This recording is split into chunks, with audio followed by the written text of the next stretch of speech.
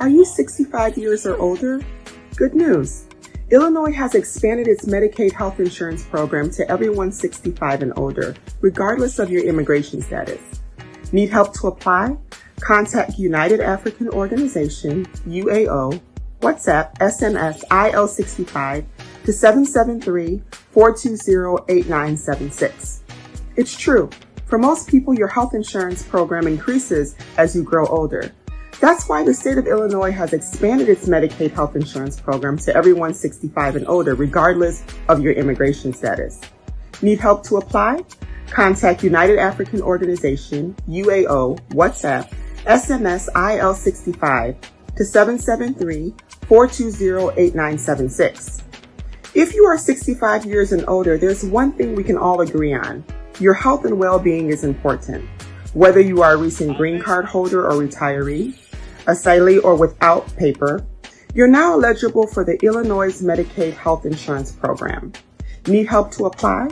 Contact United African Organization, WhatsApp, SMS IL65 to 773-420-8976.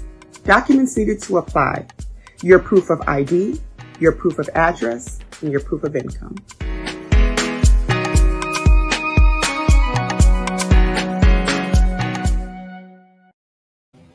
Hello, welcome to the Ghana Agenda. My name is Alfred Amuzu. Today it's October the 30th, one day away from Halloween, and today we have a packed show for you. We'll be talking about three different things.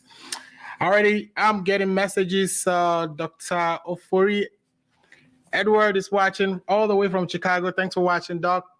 Share the link so that your friends who are interested may also catch the show. So today we're talking about four different things.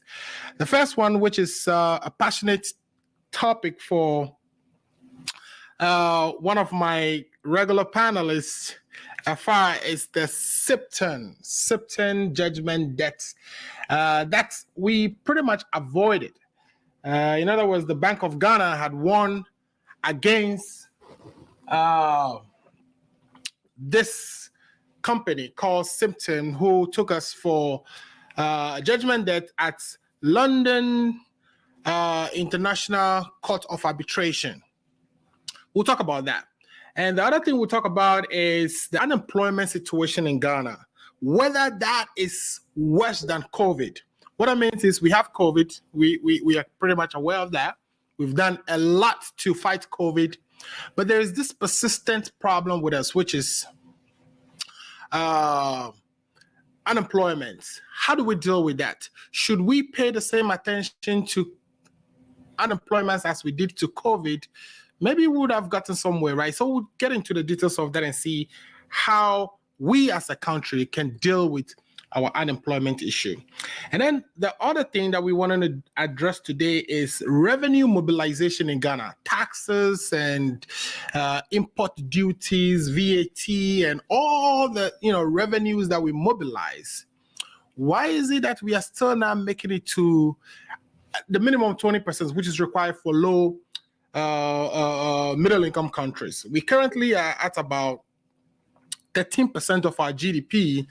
It's what we collect from our taxes. And so what can we do to improve on our tax collections to get to a level where we are matching, or we are at a level where we are depending on our domestic sources of funds versus actually always going to the markets to borrow? Anytime we miss GDP by even 1%, it results to a significant amount of borrowing. So what do we have to do as a country to minimize our borrowing by improving our tax collection and revenue mobilization efforts? There's a fourth thing we want to talk about today.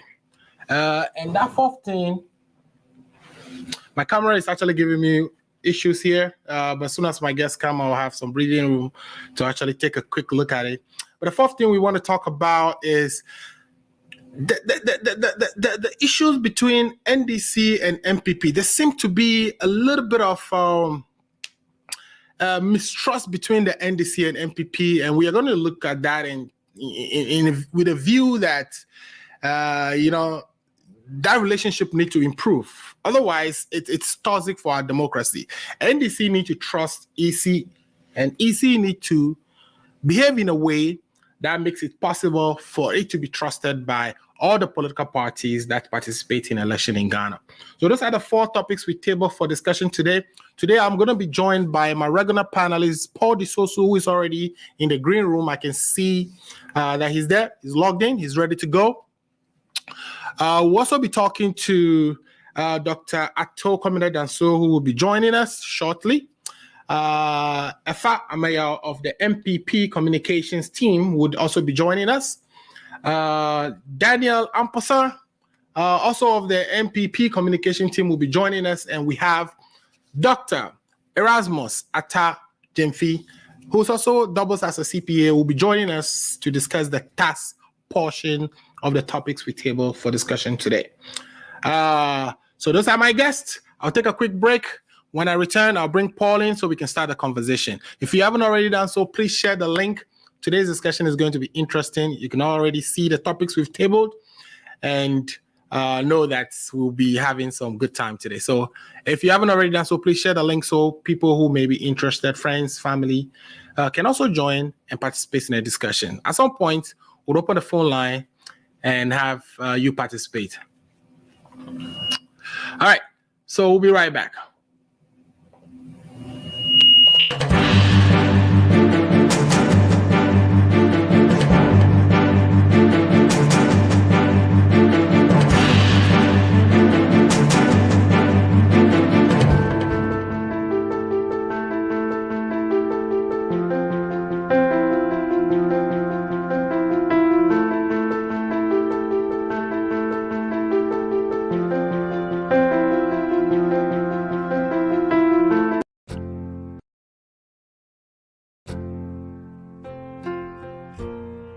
Hi, I am Sewami here.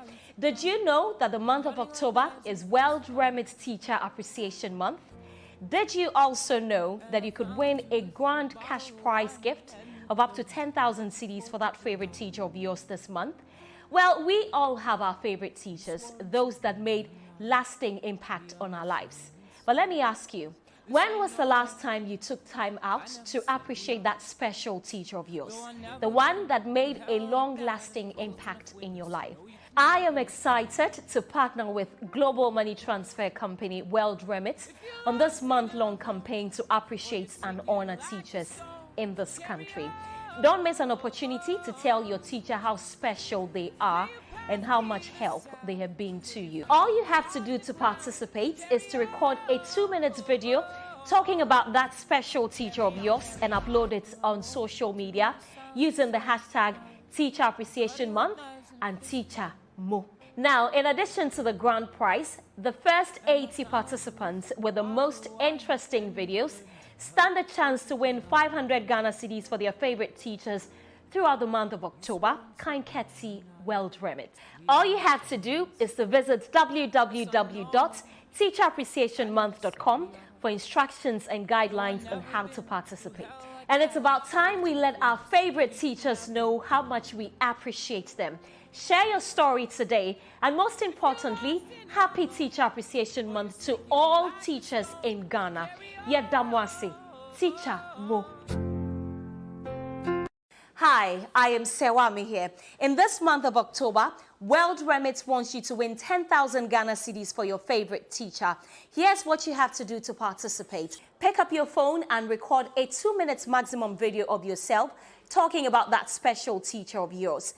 Upload that video on social media with the hashtag Teacher Appreciation Month or Teacher Mo. Make sure to tag World Remit and Afropolitan cities. Please note, make sure you follow the video guidelines to avoid disqualification.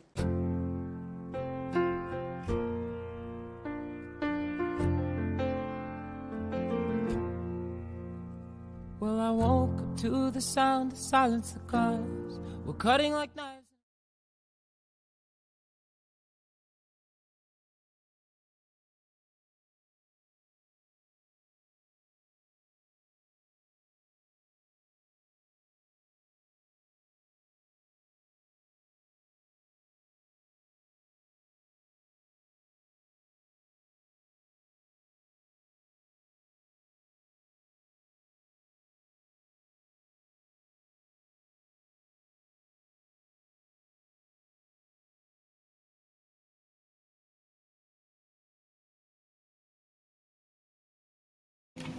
All right. So great. Thank you so much, Dr. Ofori over there for catching the sound issues. Paul, thank you so much for joining. I was saying hi to you, but I guess because you couldn't hear me. How's your day going today? And welcome to the Ghana Agenda again, Paul. I think you're on mute still, Paul. Thank you very much, Alfred. My day has been very okay. It is raining here. Okay. It's very cold here. The weather has just started. The fall season has just started, and we are trying to get ourselves adopted to the new season. Right. I think that has also affected your voice a little bit. Yes. All right. So, Paul, we are waiting for Afa and the rest of the team to join. But the topics I've tabled today, one of which is very important to Afa because he keep pushing that we talked about that, which is SIBTON company that took us for a judgment debt, which the Bank of Ghana actually won against them. They were going for, I think, $498 million or so. Yes. But judgment was rendered in favor of the Bank of Ghana. And so we dodged that bullet, so to speak. I'm interested in seeing what Afa has to say about that. The other thing I want us to talk about is the unemployment situation in Ghana. We saw videos recently of, oh my God, I'm still watching the Manchester United game. So please don't be so mad when I look away. But we just got a third goal today. I'm so happy about that because we've not been winning lately and it's been a problem. We were trying to sack the manager and all that. But anyway, so Paul, the second thing is the unemployment. We've seen the videos going around of people trying to join the immigration service, and it's pathetic. It almost sounds like we don't give unemployment as much attention as we give to other things. Like, for instance, with COVID came, we gave it so much attention. But I think unemployment is actually really, really bad. And the other thing I wanted to talk about, or I wanted us to discuss, is revenue mobilization in Ghana. Anytime Ghana miss about 1% of GDP forecast, so we say, for instance, that GDP is forecasted to be 7% this year. Anytime we mix it and we make about 6%, it causes us to borrow a lot. So majority of our debt problem, or a significant portion of our borrowing, is dependent on the fact that we are not able to, one, meet our our GDP forecast sometimes, but also because we are not able to mobilize revenue domestically. One of the SDGs, which is the Sustainable Development Programs, Agenda 17, on that one specifically states that countries should improve their domestic revenue mobilization, which pretty much means taxes, how they collect taxes, etc., plug in all the leakages. We have a lot of problem with that. So I want us to talk about that and why the need, or why it is important that we fix that now. And then the last thing I want us to talk about, which I know I want you to address a lot more, or be able to kind of tell us more on, is the issue of NDC and the Electoral Commission. So the NDC seem to have a lot of distrust with this current Electoral Commission. There seems to be a sort of bad relationship between the NDC and the current Electoral Commission. The NDC always accuses the Electoral Commission of, for instance, the recent one we've heard was the 1 million extra ballots that were printed. We've also heard about them issuing the coalition, or the pink sheet, which is the election result, the sheet on which the election result is captured, has some fields missing, which were meant to capture the number of people who verified through the biometric system, etc. So all these are issues that I want us to address today, and I would like especially to hear from you on that. We are also joined by future honorable, my brother, Daniel Nana Yao Asariamponsa, who also is part of the communication team of the MPP. Welcome to the Ghana Agenda, Daniel. How are you today? Yeah, thank you, Amuzu, for having me, and then Paul is also my greetings as well. Good. Is it raining at New York as well? This Maryland, yeah. We had some of the. Oh, you're actually in Maryland.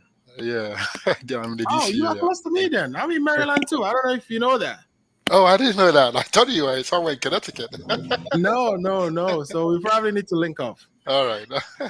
Sure. So your voice sounded like Paul DeSoso's, whose has been impacted by rain. So I thought it was raining at your end as well. Yeah, Paul DeSoso is still grieving. Mahama is making them grieve each day by. I am not petted about Ifa going to hire a backup for him to debate me this afternoon. Right. I am ever ready to debate Ifa, and he can bring as much as 10 MPP communicators. I'll be able to handle the 10 of them. So I'm not petted at all. I'm ready for them, and we are ready to go into battle. So if I should come, if I should not run away, you should not come and leave Daniel here and put Daniel into trouble this afternoon. I want Ifa to be here and let me deal with him, and then I'll deal with Daniel too. Okay, so if I understand Paul, yeah, nice meeting you too. Right. So if I say he's in the middle of something, but he will join us shortly. No, if I running away, you think he's running away? The heat I gave to him, then we'll have to leave the subtle. The heat I gave to him last week, he couldn't take the heat, and he's running away from me. That is why he went to hire a lawyer. He's going to hire my brother Daniel Nanaya Asari to come and represent him. I don't have any problem. So Daniel, I hope you are ready for me this afternoon. Yeah, I'm sure Daniel is ready. So okay, so yeah.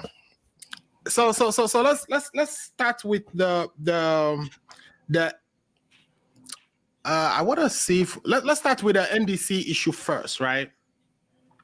I have a video which I'm gonna play, and I'm getting ready to bring that in. But essentially, you've all heard, the videos.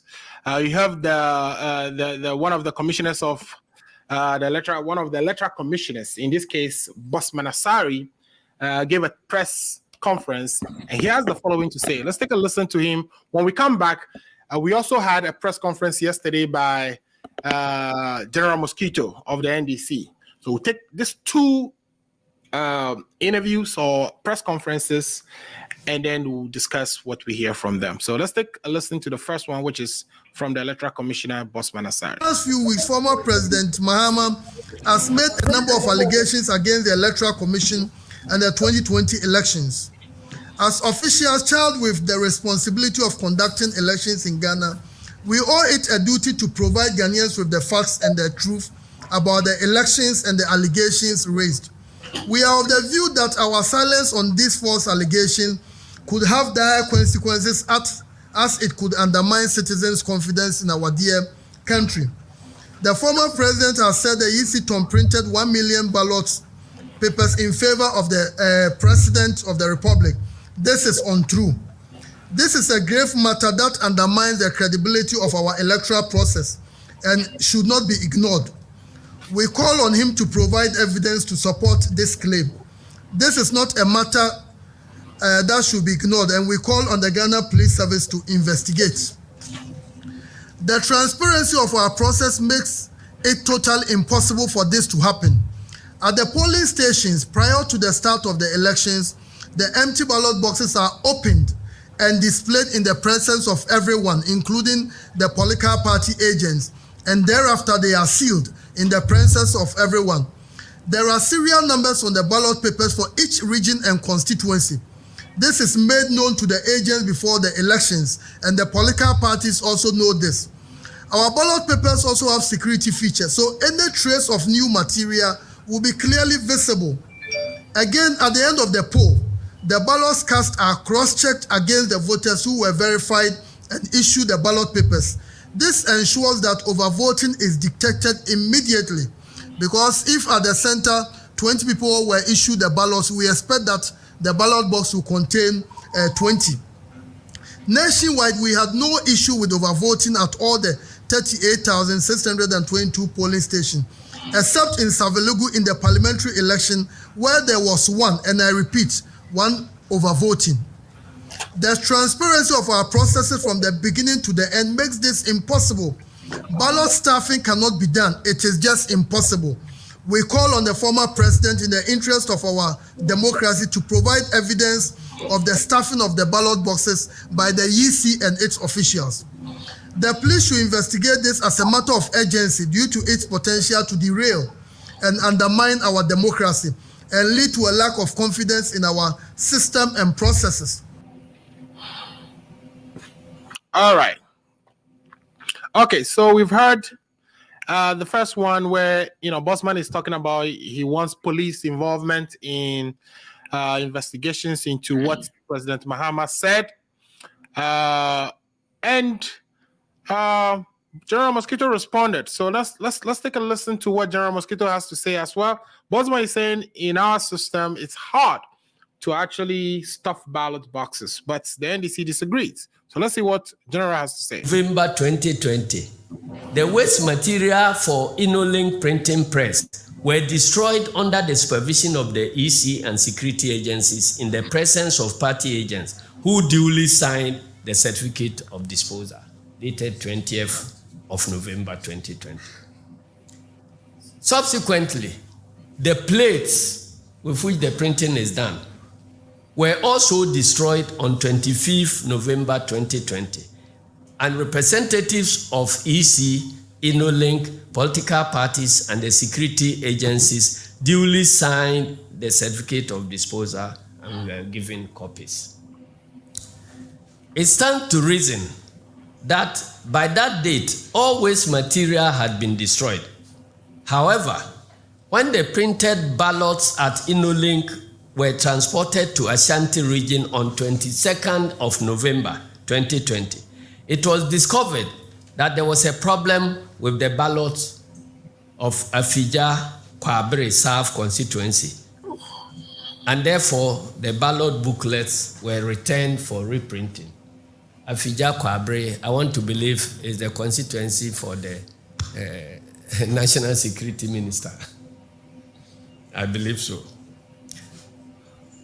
Upon their return to InnoLink printing press on 25th November, our agents went there to supervise the reprinting of the ballot papers of the said constituency and discovered, to their dismay, boxes of ballot papers concealed in one of the offices. When they caused the boxes to be opened, they were found to contain excess presidential ballot papers for Ashanti region. Alarmed by what they saw, they filmed the ballots and inquired from the supervisors what those ballots were meant for. I believe the picture will show, because it was the hand of God that sent us back to InnoLink for us to discover that these are ballot booklets, all these things printed and starched somewhere in one of their rooms. When confronted, the supervisors at InnoLink gave all manner of incoherent answers. One claimed that it was backup. Backup meaning that when the ballot papers ran out in Ashanti region, they will still come and have some to go and add.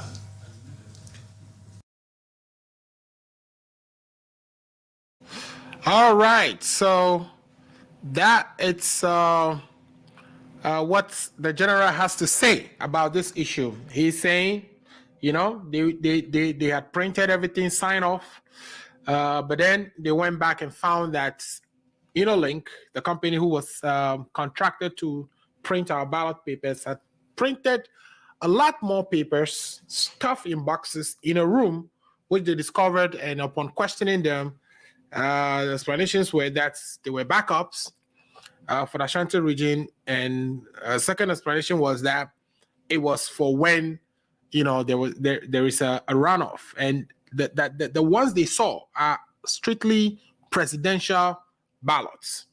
Let me go to Paul first. Paul, you are in the NDC. What do you know about this thing, and why is this thing coming at this time? I think this should have been one of the first things. This alarm should have been raised way earlier in the process. Even before we go to court, there should be police involved. Immediately you see extra ballots being printed, police should be called immediately. This is not a matter of you just make a video and move on. Thank you very much, Mr. Muzo. And I think, the evil that men do will always hunt them for them to be talking at the left side of their mouth. And that is exactly what is happening to Bossman Asare, the incompetent and MPP, patron of TESCON, who we all know when he was in the University of Ghana as a lecturer. He was the MPP wing branch on campus. He was their patron. Right. We all know Bossman Asare to be an MPP person. You see, His Excellency John Dramani Mahama, Ghanaians should thank their stars for having such a person as the candidate who stood by this super incompetent president. Alfred, right. What are the facts? Bossman Asare went and set his own questions and provided answers which were even wrong. He set his own question, and in trying to provide answers, the answers even he gave were all wrong. Right. His Excellency John Dramani Mahama has never stated anywhere that there was 1 million thumb printed ballot. He said, we discovered 1 million printed ballot. There's a difference between thumb printed and 1 million printed ballot. Okay. It's a fact. And the videos are there. Joy FM videos captured this 1 million ballot when it was discovered. Okay. When this was discovered,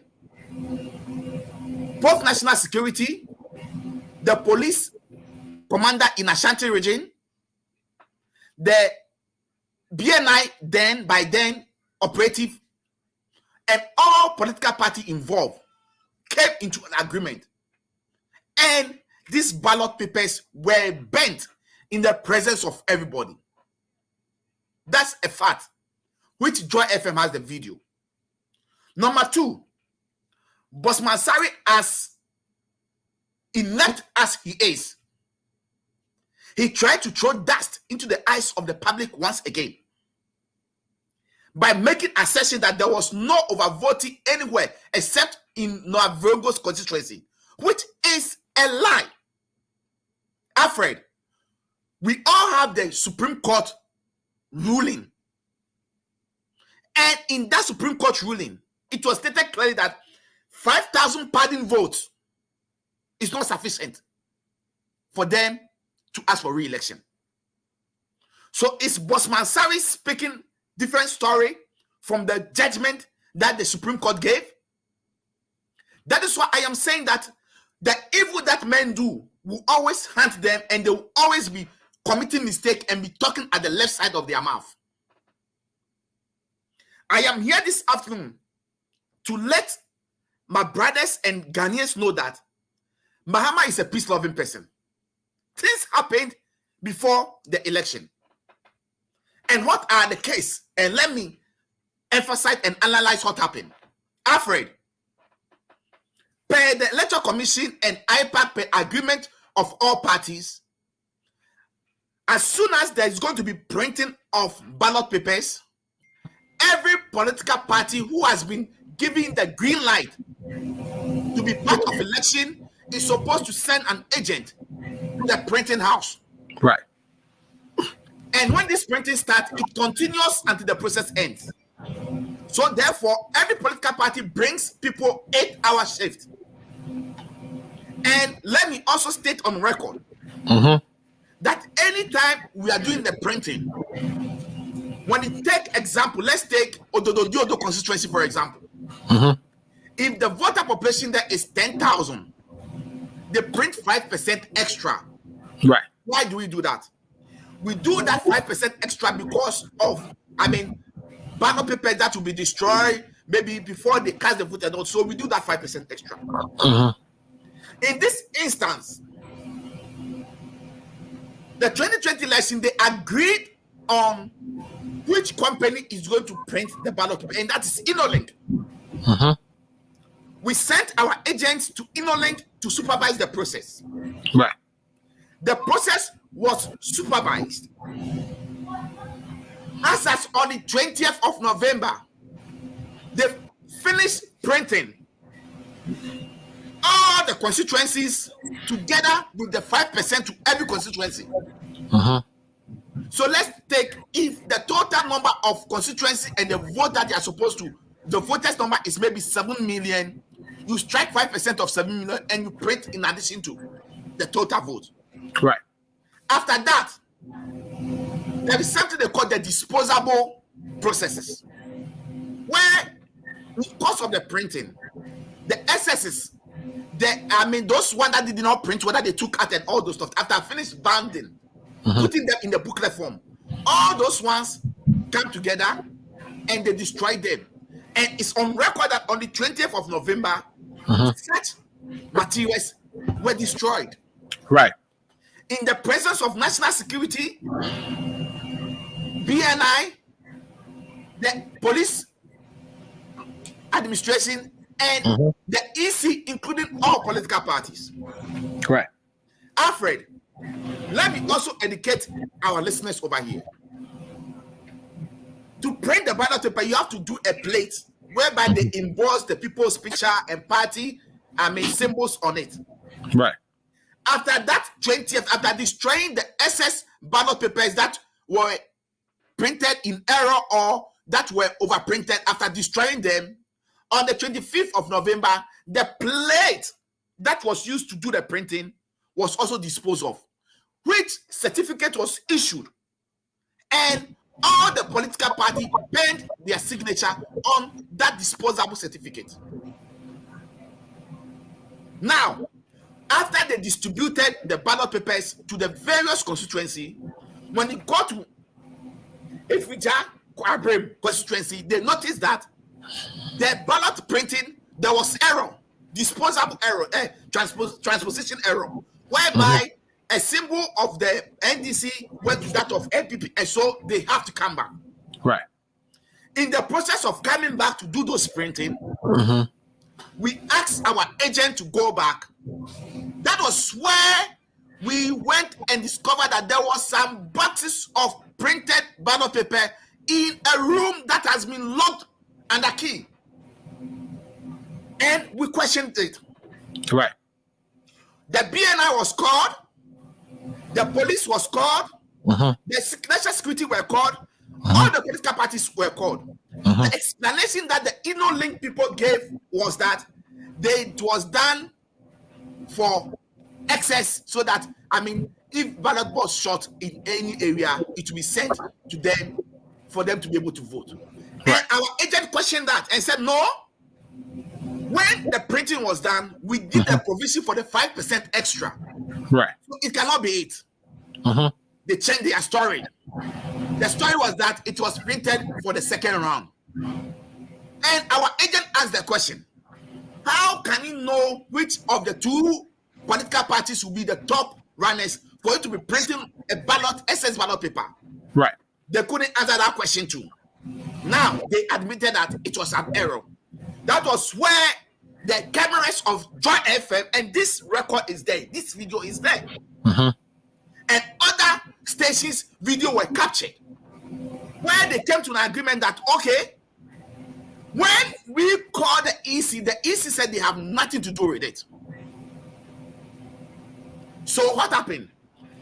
To bring peace, not to create confusion, we caught them red-handed. So let's take those ballots, shred them, and bend them. And that was done. The EC came out after, and this thing that I'm talking happened on 27th. Right. After we have bent the plate that was used for the printing on 25th. So when was this thing printed? God being so good, when this thing was discovered, as I said, the Joy FM video cameras were there, so it is not a lie. It's a fact that it happened. Right. Now, Bosman Asari also made a very frivolous and unsubstantiated allegation and told lies in that statement you just played. By saying that overvoting never happened anywhere in the country.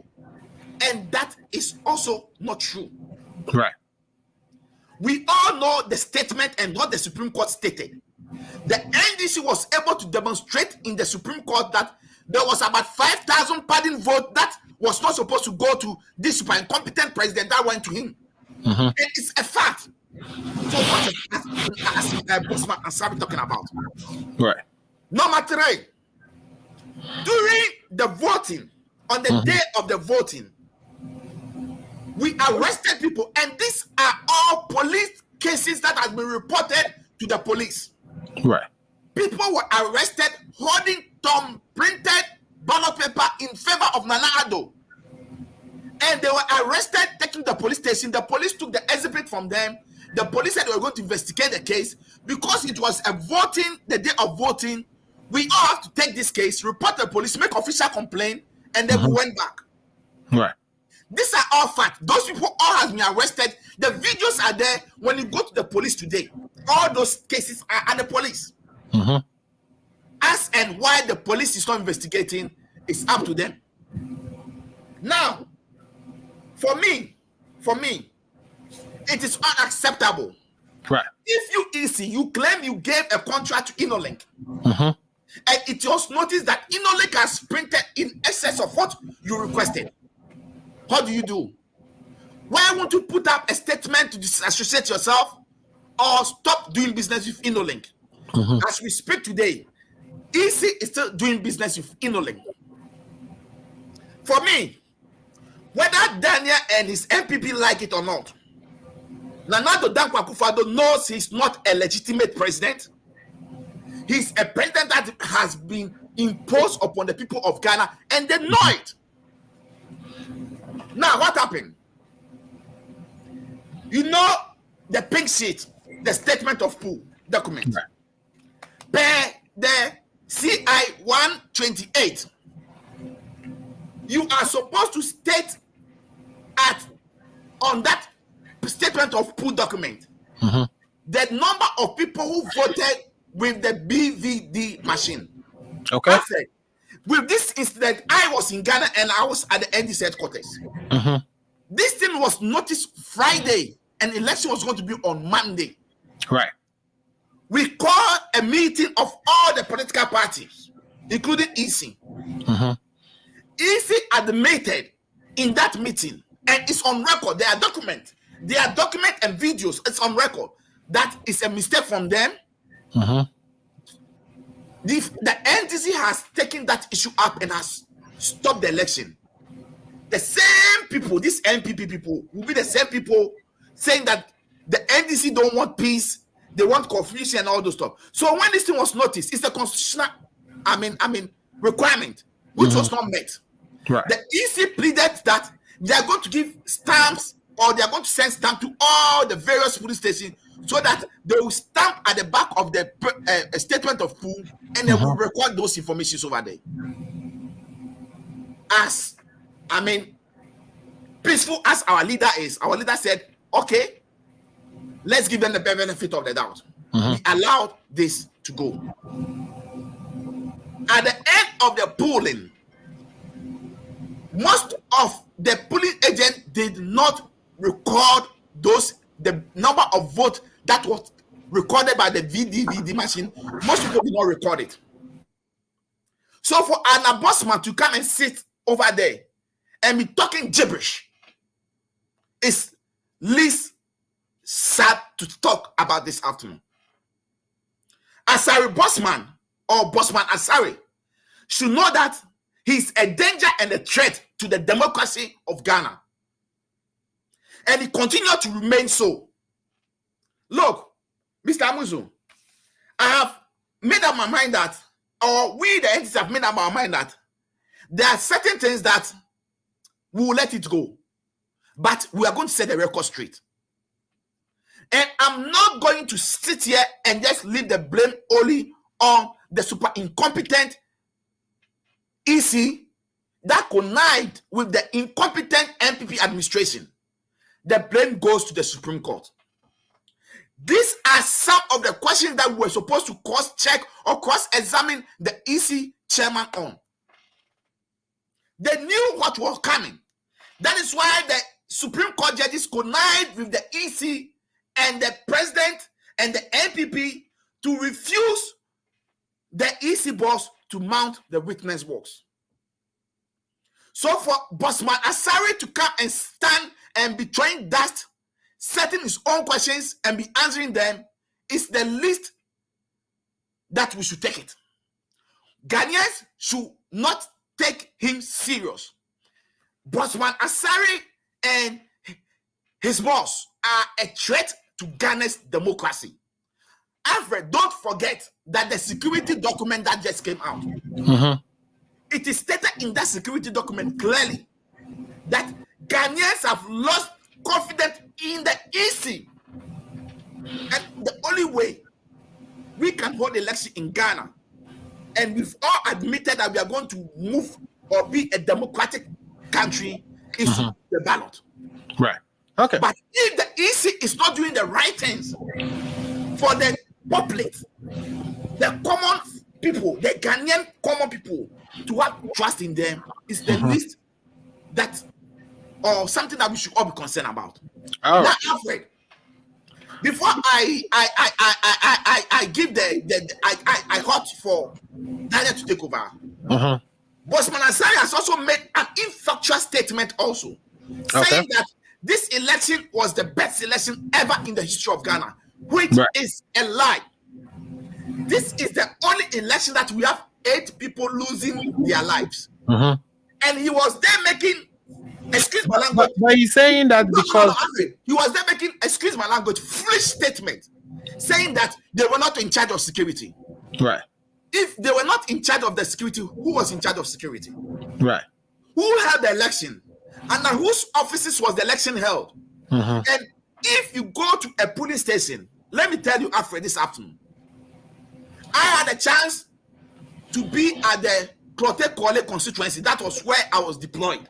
And I have to go and make sure that an EC returning officer was changed because I knew him to be an MPP person and he was misbehaving. So I have to call the attention of the constituency electoral commission officer that was assigned.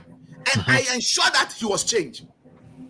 So for Bossman Asari to come and not taking responsibility about the 8 people who lost their life is sad, the least we have to talk about. Well, viewers, we apologize for the use of the word foolish. No, I apologize for that. But I mean, it's annoying for him to come and state that they are not, or security is not their business.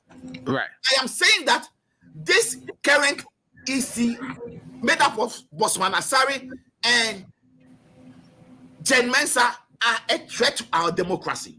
Okay. This is the time that the NDC is calling for all stakeholders. The Christian Council, the Muslim Council, the CSOs, all that are involved. We should get them to the table and let them know their mistakes and they should repent. Because 2024 is going to be a do or die affair. All right. We will not allow this injustice. We will not allow this unfair treatment that was given to us to go on. Right. And to end on this note, Alfred, I am also saying that the Bossman Asari and Jen Mensah administration is the most corrupt administration ever we've had in the EC office.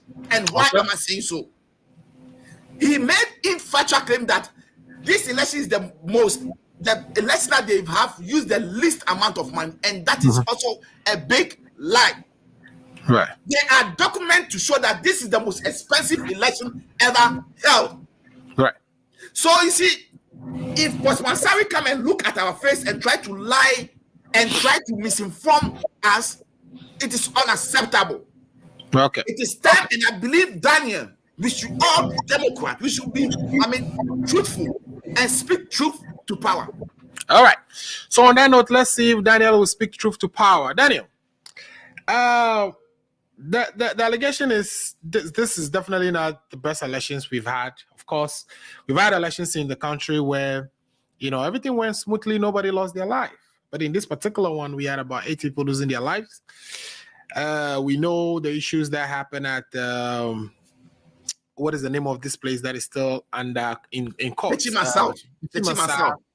And etc. But it seems that the Electoral Commission is on a campaign of image salvation. They're trying to salvage their image.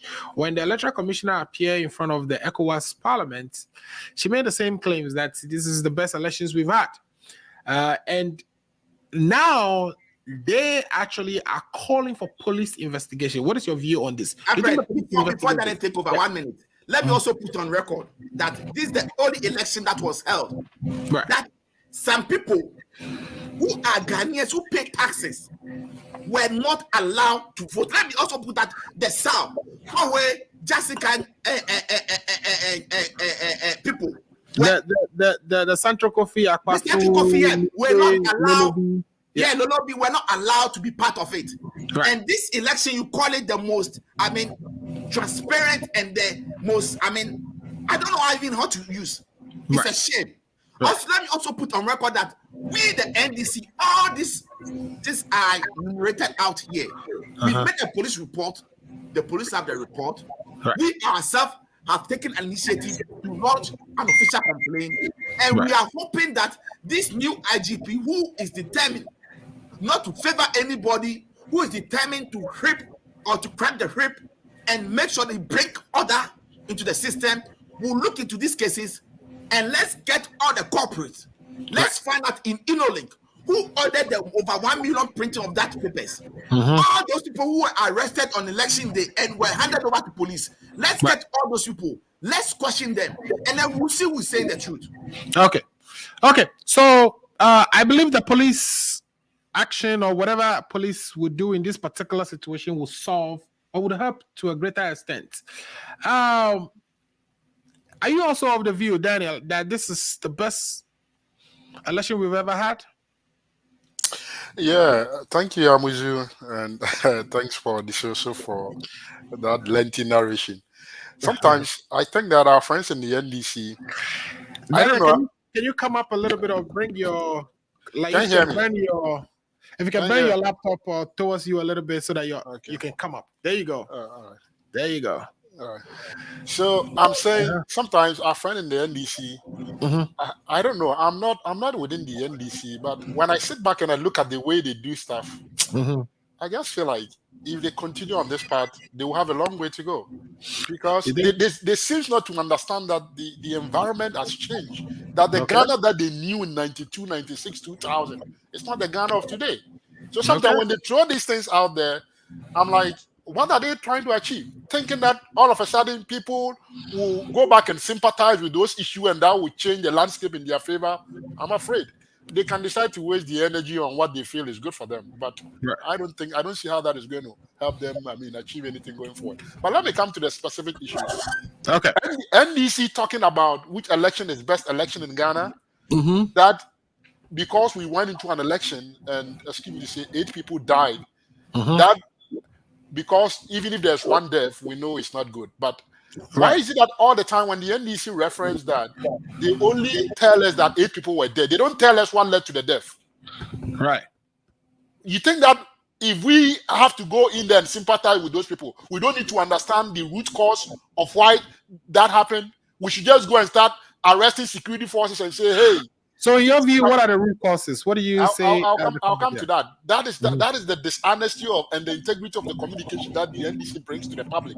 That don't make people take them serious. And this is a consistent feature of NDC communication.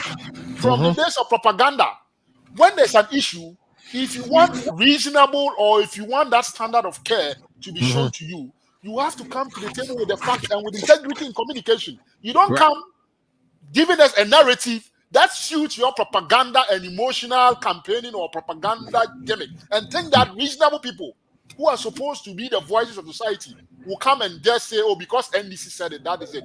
If you do that, you lose faith in the people. And the people over time have realized that this is the way the NDC communicates. When there's an issue, they don't speak to the facts. Sometimes the fact don't have to favor you. The facts can be against you, but you put the facts out there and let the people decide, or let the people have their own opinion about the facts. Okay. But you have come in here giving us your narration that suits you. Meanwhile, other people have other narrative to this same issue. That because they are not political communicators, they are not putting it out there, but they know, and they'll just sit back and watch you. Because if they come in, you are going to just disgrace them because the kind of communication you are putting out there, they know it's not the full fact. So what is the other facts? I mean, that you can, I'm with you. We have 38,000 police stations, right? 38,000 police stations. What makes Techiman South or Techiman North as an exception?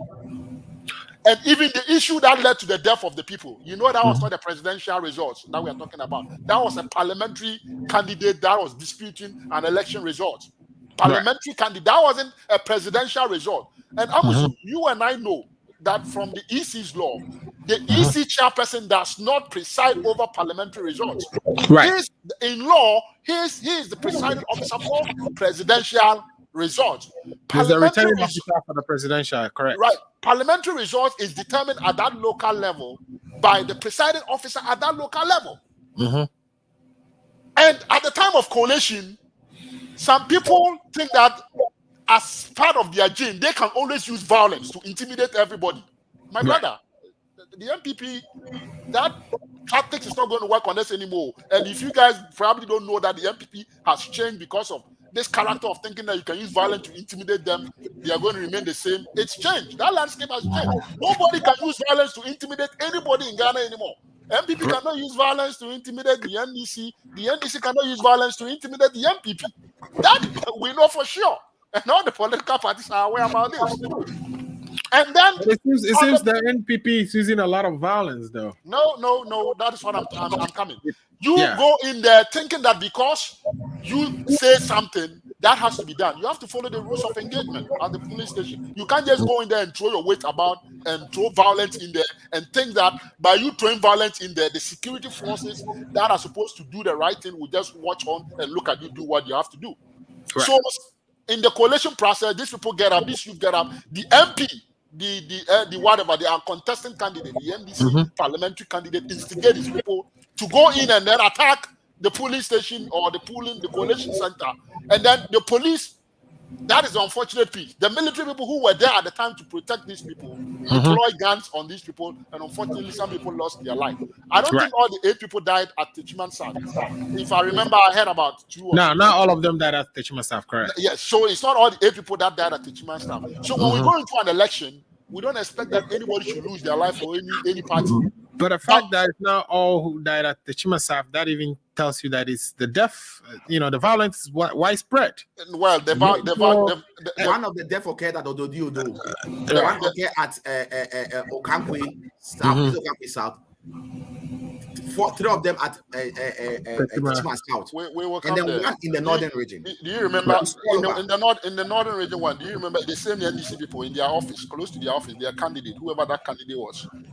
The gun that was fired, it's been told came from that NDC. He was even arrested. Odududio one. Remember before Odududio, Neil and Tebanda Point, these people had gone on this, what do you call it? There was this issue about stone throwing. Even before the election, that was, I think, the last days of the campaigning. So Odududio was already a hot spot. That the security officers knew that going into the election, they needed to what? Make sure that they deploy people there to ensure that what happened, pre-campaigning or pre-election, does not happen. And so, like I said, it's unfortunate. Why should anybody lose their life because of an election? But why do you want to attribute that election to say that because, we lost 8 people, the entire election, 338,000 police stations. Every good thing that happened there is 0. We should count that at 0. And then we should say that this 8 or this, other 5 police stations, it's the overwhelming, what do you call it, summary of the election. Does this make sense to any reasonable person who is not even a Ghanaian and listening to you? Will this make sense to them? That because 5 police stations had some infractions, some very unfortunate incidents, that should be used to characterize the entire election in 38,000 police stations. If you communicate like this, you have problems. Nobody will mind you. Because you are just throwing propaganda out there. And also, think about it. This was an election that was organized in the context of COVID. I mean, let's not forget about our timelines. Right. In the context of COVID, we all knew the constraints that were on the EC. The EC had to deliver this within a certain short time. We all knew that the borders were closed. The EC had to work within tight schedules. And even our NDC friends were saying, oh, I mean, because of COVID, we shouldn't do anything. The country should come to a standstill. When we're even opening our schools, that kids can go into school and we'll manage the COVID situation. These guys were telling us that, oh, everybody will die, so we should stop everything, stand still. And we said, okay, if we should stop everything, let's stop the election too. That they said no. You see, the EC had a constitutional mandate. The constitution did not say in midst of COVID. I think it was the registration that they opposed, right? Because the EC wanted to go do a if whole you don't register. If you don't you dictate to the EC how they must do their job. As far as the EC is doing their job within the constitutional limits, the only way you can challenge that is if they go against the law. If they have any administrative discretion that they take and stop as part of doing their job, it will be difficult to challenge that. You can only make suggestions to them. And if they feel like within the constraints that they are working, they will need to incorporate those, they will do. If they don't feel like they need it, they can ignore it. There will be no law that they have broken.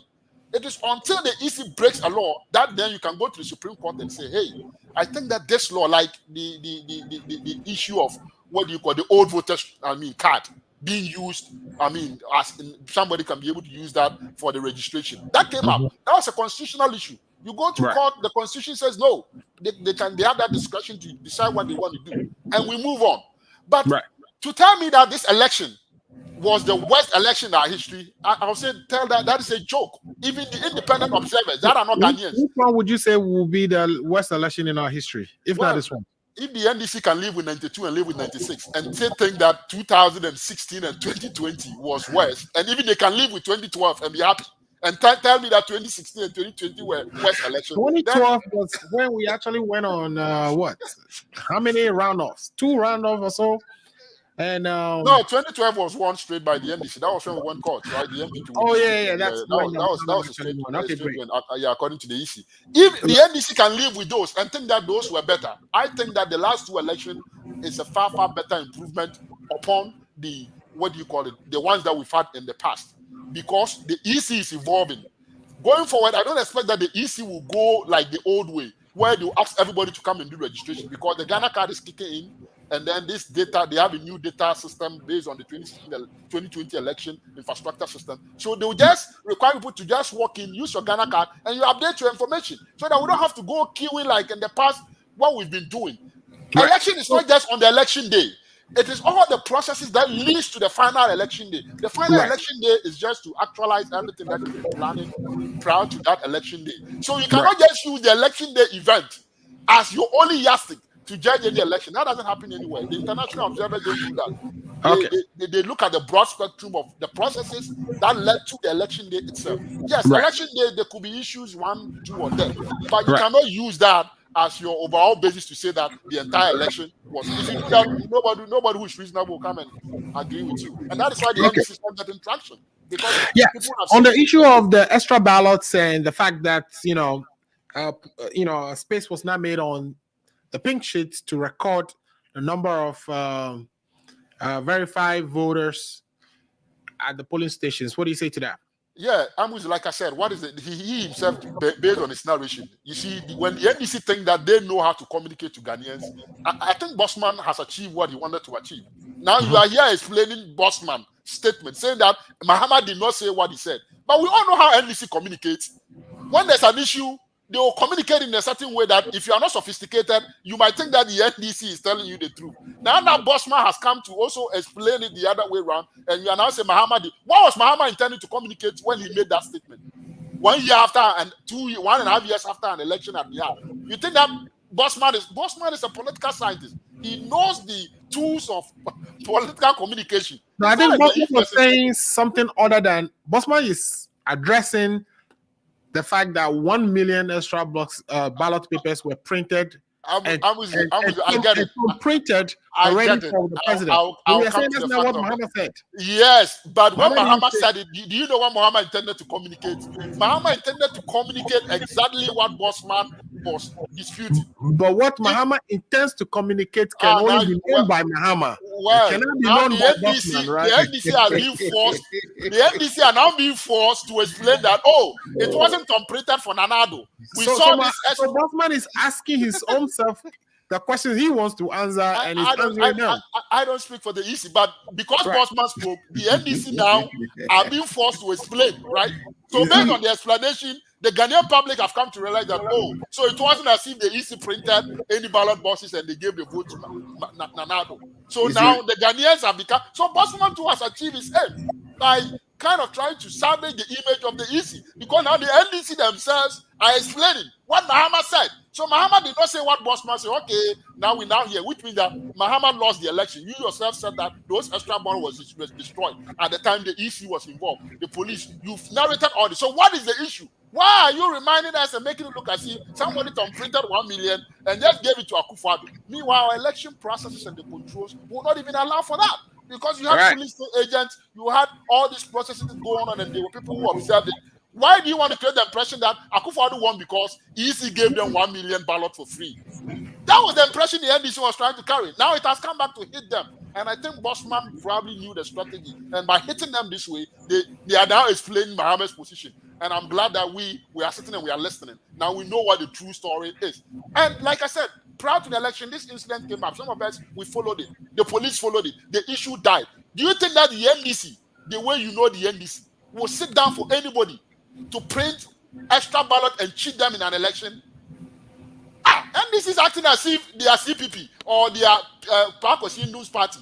Right. This is the NDC for you. They will never allow for any such thing to happen. They are just playing to their base because they see that they will have to go to an election, and some of these officers, they will have to seek the election in their party.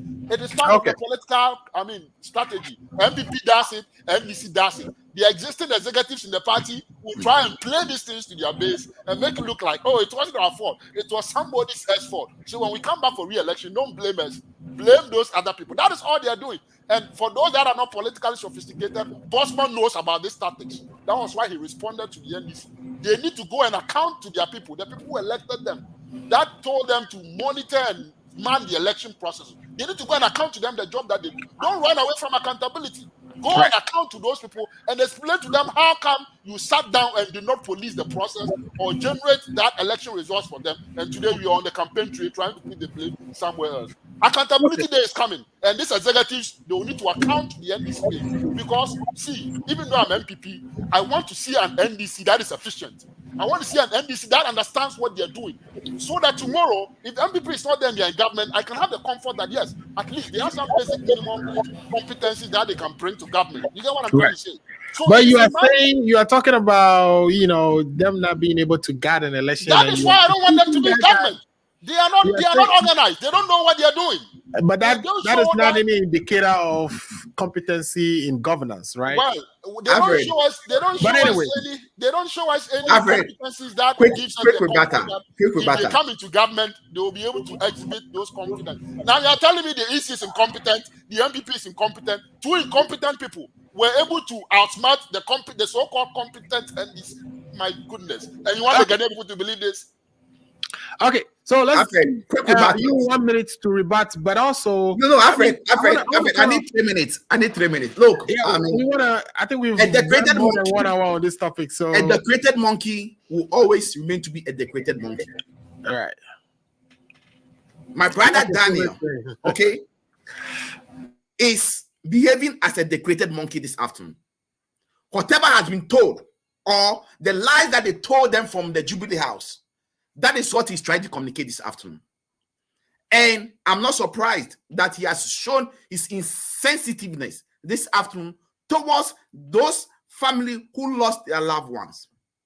He started making his comment by saying that they should not be invading collation centers because that is a coup. If you invade a collation center to try and undermine our elections or our vote, that is a coup d'etat. And the constitution gives us the power to overcome such people.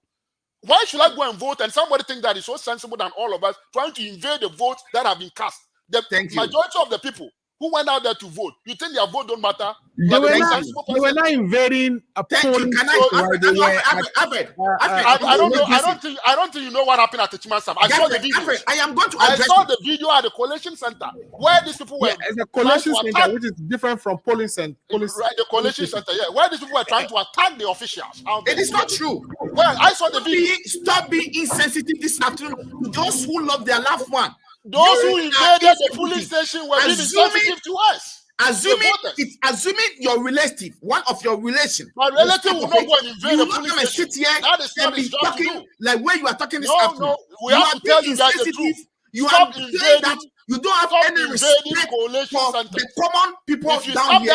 You are just here this afternoon to do the political bidding of your party, and Nana Addo is going around renting private jet for 80,000, and he's riding in the private jet with his girlfriend. You are here trying to defend this super incompetent president, and you are not showing any insensitivity. Alfred, let me deal with the issue. All what he said were lies. Okay, Alfred, you have the video.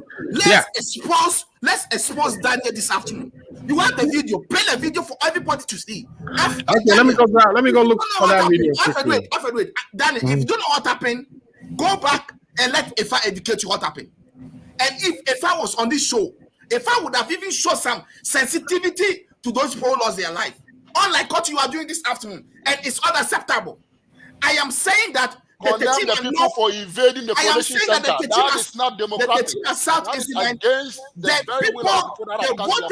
The voters never invaded the collation center. And so the security were just following. Can you play the video? Alfred, can you please play the video? Men were just because this gentleman is so insensitive to the family of the people who lost their loved one this afternoon. And I'm not surprised that he's doing the same thing, because the super incompetent president, as we speak, has not even taken a telephone to call those families and send his sympathy to them. Why should the president encourage this afternoon? Alfred, listen straight on this show. Alfred, please play the video. Let Daniel be exposed this afternoon. I think Daniel is coming from Jupiter this afternoon. That is why he's here this afternoon, telling us that the people were attacking the collation center. It is not true.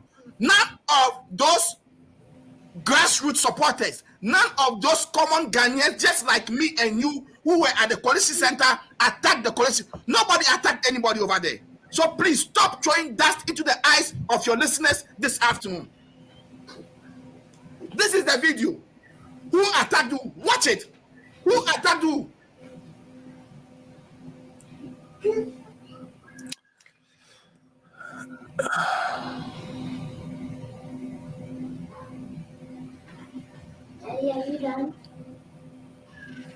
This is unfortunate. I'm so disappointed in Daniel this afternoon for not showing sensitivity this afternoon on those people who lost their families. Alfred, you're on mute. Because you don't want to hear the hard truth. And I'm telling you the hard truth. So what happened? Just watch. Yeah, so we see some struggling over there. What was that? Alfred, you see the MP? That was the NDC Alfred, MP. That was the NDC MP attacking the officer. Nobody the officer announcing the results. Nobody attacked anybody. Why was he being held? Why was he being held by the security officers? He was held by the security officer because the electoral committee, the EC official, is not or did not do the right thing, and he's protesting. If somebody does not do the right thing, protesting. Is that how to protest? Who attacked who here? Who attacked who here? Look at, there's a barricade over there. Who attacked who here? Because he was on radio in Techiman asking the people to mass up at the college. You see how the people came up and they were angry. Fed them wrong information and fed them misinformation. This is the point at which they started actually shooting in the crowd. Because he had told them on the radio in Techiman that they should mass up at the college center because he doesn't feel that something is right for you. If something is not right for you as an MP or somebody who you are being insensitive. Is that how to instruct them to mass up? You are being insensitive this afternoon. Tell that your MP, he was the insensitive person. He should do the right approach. Nobody is. Look, and not leave innocent children to such unfortunate incidents for the security to react the way they did. Okay, so it's a shame. I mean, it's a shame. That is just by the way, right? Sit here and be lying against those people. I'm not lying. You It's saw a your shame MP. You for saw that Daniel your to MP. sit The here same MP was and be making noise. I won the misinforming and election. distorting Now they are in the court and he can't information even prove his as case. it is. The same MP that When you're came lying to talking, the I kept NDC that quiet. he won the election, they When are now you're in talking, court I and he kept can't quiet. even prove his case. When you were Okay, talking, I kept quiet. so When you're talking, I kept yeah, quiet. let's go I one at didn't a time. submit. Paul, No, Alfred, Yeah. I'll be happy for us to digest this issue. If that's the only issue we're going to talk about, I am ready. Because Daniel cannot come and throw dust and distort the figures and fact as it is today. As we speak, the video that you showed, okay, the soldiers were standing at one side, the people were standing at the other side. There was a barricade over there. Right. And they were chanting and they were What shouting. led to the soldiers They to were come there in the yelling. first place? Tell us. Let Let him tell him us why finish. did the soldiers come? Why did all the police and the soldiers come to that scene? Why? Tell the Ghanaian people that first. Don't just say the soldiers were. Soldiers didn't just come there for coming there. Okay, so If you ask Ifa, he will tell you I'm a professional heckler. I can heckle you the rest of the program. I'm a pro in that. I just no, want to say the guys, street. let's not do that. No, I just want to let him know that I'm a pro in heckling. So Right. if you want to bring that, I am going to be happy to meet you. I am saying this afternoon that when you are talking, I allow you to talk. So allow me to make my submission. I am saying that you are being insensitive this afternoon. You are distorting the fact as it is, and you are throwing dust into the eyes of the people who are watching and listening to us this afternoon. The fact is that those soldiers and policemen are your NPP vigilante people. They took over there to go and perform those acts. It's a fact. Right. That is why, as we speak, when we are asking that the petition has been lodged at the human rights shrine at human rights, and we are waiting. 2 of our MPs have lodged a petition at the Human Rights Court to ask for investigation into the death. Right. The report will come out. But yes, I don't think it's necessary for the police. It is sad this afternoon for Daniel to be sitting in America, specifically in Maryland, and comfortably he knows what it is right or what is wrong. For him to sit here and be defending injustice that has been perpetrated on his fellow Ghanaians, and he's saying that the military have every right to shoot them. That is what he's telling us this afternoon. And we take it as the start of the MPP. And I am not surprised because the super incompetent president, as we speak, as I'm speaking to you, has not made any effort even to reach out to those loved ones and sympathize with them. And it's the same insensitivity that Daniel is showing this afternoon. Mr. Paul, this also don't put words in my mouth. Right. I never said the military were right. I only told you that what happened there. Your narration. And Alfred, also to end on my rebuttal, my good friend Daniel never addressed any of the issue on board. He ran away from the issues. He never addressed any of the issues. And Daniel, if this is what Ifa is teaching you, then go back to Ifa and let Ifa give you. These tactics cannot work with me. Because Ifa know I am a pro when it comes to heckling. Paul, if I know that I will deal with the issue. I know you very well. Don't worry about that. Thank you. Let's move on. Yeah, I'm with you. What I'm saying is that prior to the security people, prior to the video that you saw, there's something that happened. The NDC MP in Techiman had gone on local radio telling the NDC supporters to amass at the coalition center. There is nothing wrong with that. There is nothing wrong with that. Well, that is there is nothing wrong with that. Okay, Paul, don't heckle him. Let him finish. No, I'm not heckling him. There's nothing wrong with that. And had misfed the people with wrong information. And you are lying. Whatever you are saying is not true. Oh, well. I told you I'm a pro in heckling. You see? Yeah, that's fine. You don't do that. Don't do that, Paul. Okay, I'll let you go. I'll allow you to go. You're a gentleman. The people are watching you. I'll allow you to go. Yeah. I'm with you. Yes, sir. I never wish that we go into an election and anybody loses their life. That can never be right. Why do you lose your life for any politician? And in this case, not even the presidential results, a parliamentary result. Why should anybody lose their life for one parliamentarian? When we have 275 parliamentarians, tomorrow one child didn't vote. Did they stop the Parliament of Ghana from working? Right. Did you hear the people of Charles going out there and taking cutlasses, knives, and going to fight the EC and destroying the EC's office? Is that how to resolve a problem? So why should anybody? But see, that problem shouldn't be there to start with. That's the thing. I get it. I'll come there. Yeah. that problem should not be there to start with. But Amuzu, you know this is Ghana. And whenever we've had election, have we ever had election where in the field? No, this is our people. Our people from historical election, there are tendencies where people want to do things on their own. And each time the police and the military have strategized to, you see, when we have elections, it's a national security issue. It is not that EC doesn't deal with national security issue, but EC's conduct impacts national security implications. Right. When EC has an election, that is a big national security issue. We were dealing with all these issues, Amuzu. At the time now, we've already seen the voter insurrections. So there were signals out there that terrorists too were planning attacks in Ghana. This is why I'm giving the context. If you don't put the security environment at the time in context, you get these things wrong. At the time, we were on the brink of what was happening in Burkina Faso. This is not afterthought. This was before the election.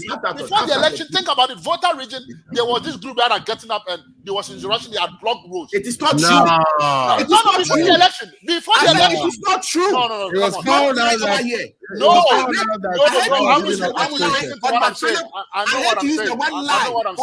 No. My fellow panelists, you are lying. No. You are lying. Before the election. The Western Togoland group was created by the MPP. I am telling you today, and you know it is the MPP who are behind it. Amuzi, this is the problem. The voter, that was created by the MPP, and the MPP again made sure that there was a lot of security to avoid any intrusion. Please, and now you are complaining. Please, but the MPP created the Western Togoland group, and now the MPP that was a propaganda to you guys used to suppress vote in the voter region, and you know. Daniel, Nanaya, Asari, as Apusa, you know that is a lie. So stop lying this afternoon. Okay, you are lying to us about this Western Togoland. That is not even my main concern. I'm telling you that prior to the election, there were some security incidences. Don't even bring that Western Togoland issue here. That were giving the security agencies cause for reason to why they need to make sure that the election was well protected. That was a national security issue, and national security. They know a lot of things you also don't know. There's a lot of information that the Ghana that you also don't know. Right. There's a lot of things that you and I don't know. Amuzu. I am saying it was orchestrated by you, Daniel. That is what you want to say. Okay, guys. Let's. Okay. So let me wrap up on the Techima issue. This and then we move on. Yeah. Yes, the video that you just showed. You see that you could see a lot of security people at the pollution center. This was because somebody was instigating some people to come to the pollution center and cause mayhem, and therefore the security people reinforced security. You have a proof that he instigated them. I told you that your parliamentary candidate went on local radio station in Techima telling the people to amass. That's what I'm telling you. You only saw a video. You think that if you take this video, it's full evidence. This video is not full evidence. There's a lot that happened before this video that you don't tell your people because Ghanaians are not. Anytime you're going to be on a show and you're going to meet me, get your facts right. It is not your fact. You are narrating. You are putting a different narrative. You understand? You are the one who is misinforming us this afternoon. I'm telling you what the actual narrative is. You are the one misinforming us this afternoon. Okay, guys. One after the other, so people can enjoy the show. To land on that issue, what I'm saying is that for anybody to lose their life in an election, it is not right. But you just defended it. No. You just said this a few minutes ago. Your attention to your insensitivity. You are changing your mouth. You are changing your mouth right now. You are changing your mouth. He's trying to build a point. I haven't even finished, and this is the problem. For anybody to lose their life in an election, that is not right. But Amuzu, if anybody, and I'm putting it here on record, if we go to the ballot, a police station to vote, all Ghanaians go out to vote, and somebody out of some whatever you call youthful exuberance or ignorance goes there and attack the votes of the people that have been cast and think that he has authority to undermine everybody's else vote. If such a person is shot, I don't have sympathy for such a person because the security will only be protecting the sanctity of the votes of the majority of the people. Yeah, and our constitution gives us rights to protect this democracy. So one person cannot go to a collation center and cause mayhem and think that he will go, unattended to by I the think security. when that happens, That will not happen. police, That I will not sit here and support. I think when that happens, the police should arrest the person and Amuzu, process yes, him through the legal yes, system. but in the security, in the vulnerable security situation, you don't know what the police, what will I happen. thought you're talking about. But to You don't say know what will shoot happen. them and that is No, fine. they shouldn't shoot them. But Amuzu, why did the police shoot? Why did the Okay. police or the military shoot? Okay, great. Let's So we Mr. should Amuzu, advise our Mr. Amuzu, supporters. before we move Don't on go to the next out there topic, and put your life under risk for any politician that misinforms you. before about we something. move on to the next topic, That it is is not on worth your record life. that That is not worth your life. Daniel, Like Nana, people in Ghana, yeah, don't go and praise your sorry, life for a politician Apunsa. that misinforms you. That is not worth your life. okay. Let's take a quick, before we move let's take a forward, quick let's break put it on record that Daniel Nanaya Apunsa Asari this afternoon has stated on your show that it is okay for people to be shot and killed if they misbehave in the If they are threat to our democracy, let it be on the record. it's not the Let it be on The record. That's all constitution I'm says saying. that if you try to overthrow this constitution, we should stand up and defend it. Those people are trying to overthrow our votes, and therefore somebody has to defend us. Okay, let's take a quick break on that note, and then when we come back, we will jump into the unemployment issues in Ghana and see what we can do about that. We'll be right back. Hi, I am Sewami here. Did you know that the month of October is World Remit Teacher Appreciation Month? Did you also know that you could win a grand cash prize gift of up to 10,000 cedis for that favorite teacher of yours this month? Well, we all have our favorite teachers, those that made lasting impact on our lives. But let me ask you, when was the last time you took time out to appreciate that special teacher of yours? The one that made a long-lasting impact in your life? I am excited to partner with global money transfer company World Remit on this month-long campaign to appreciate and honor teachers in this country. Don't miss an opportunity to tell your teacher how special they are and how much help they have been to you. All you have to do to participate is to record a 2-minute video talking about that special teacher of yours and upload it on social media using the hashtag Teacher Appreciation Month and Teacher Mo. Now, in addition to the grand prize, the first 80 participants with the most interesting videos stand a chance to win 500 Ghana cedis for their favorite teachers throughout the month of October. Kind courtesy World Remit. All you have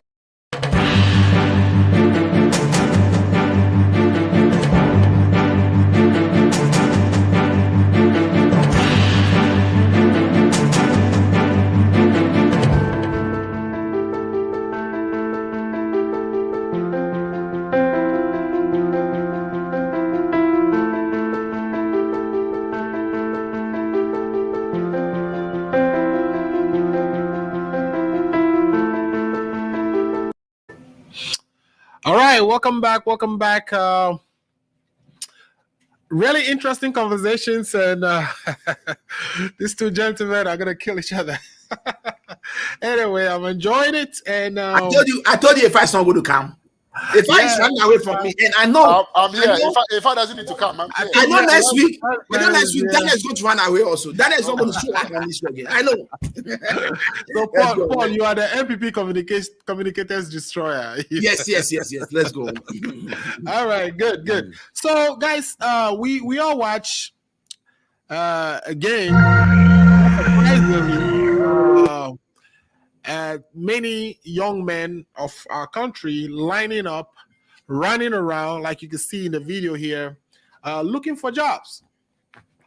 And this is so they can get employed into the immigration services. Anytime, any type of this employment opportunities arise, we witness thousands and thousands of people pour on the street, some with degrees, even master's degrees, still unemployed in our country. It seems this is one of the problems that we are not giving a lot of attention to.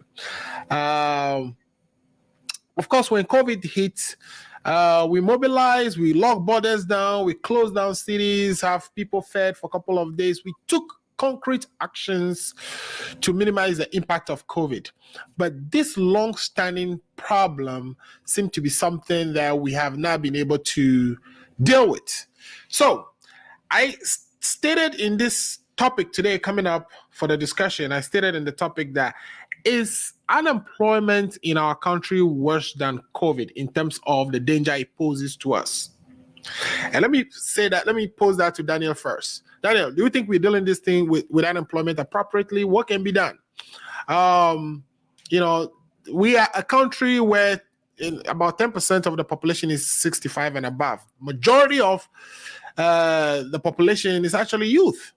And when you have that high level of unemployment in a country like ours, it's a security issue. It's a big problem that can ignite at any time. Are we dealing with this with the focus it deserves? Yeah, Mr. Amuzi, thank you. Amuzi, did you just see the picture that I was watching? You saw that the immigration man had a gun, right? Right. So if this was MPP, NDC election related, the NDC will say that security man is an MPP person with a gun. So you see these are NDC people. Right. Common employment. So people are coming to queue for a job. But you saw the immigration officer had a gun at that place. Why that? Can the security people explain why that security man needed a gun at the place where people were coming to look for a job? So I tell you that when you are analyzing security, analyze in the context of your environment. Don't just leave it at such and think that, oh, this is Ghana for you. The security people have come and they're looking for a job. Do you know what could happen there, Amuzu? The security, because there are a lot of information that the security people know that we don't know. So Amuzu, I'm going back to the issue of the unemployment issue. Amuzu, it's a sad time sometimes, and I've watched these things over time. Amuzu, can you hear me? I can hear you. I have watched these things over time, and I feel very sad because I try to sometimes place myself in the shoes of these people. Right. If I were in Ghana, the thing that I've been able to do in this country since I came, you can't do half. I can't do even a quarter. Even a quarter, I won't be able to do it. And that is so sad. Yes, it is not because I don't have the potential, and there are many people out there, who are better than me, who are smarter than me, who have the energy, who have the drive, that have been denied opportunities that they might never be able to recover.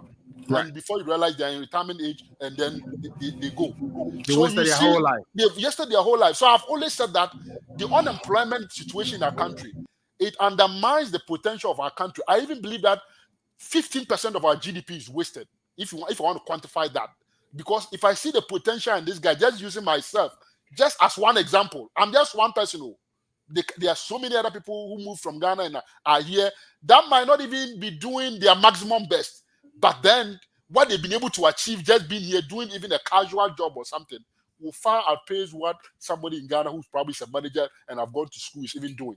That should tell you the extent of how we are wasting our resources away and we are undermining the development of our country. These things that we are doing, it has long-term implications for how your country needs to grow. If your country needs to grow at 2% or say 5%, 10%, because of these things, you are growing at say 2%. You are wasting 3%. I'm just using these numbers as an example. You are wasting 3% of your potential all the time because these kids, youth are not engaged. Right. And you said you were trying to relate it to COVID. The reason why it's a risk, but think about COVID. COVID is a different kind of risk. It's a risk that is a pandemic, right? So it affects.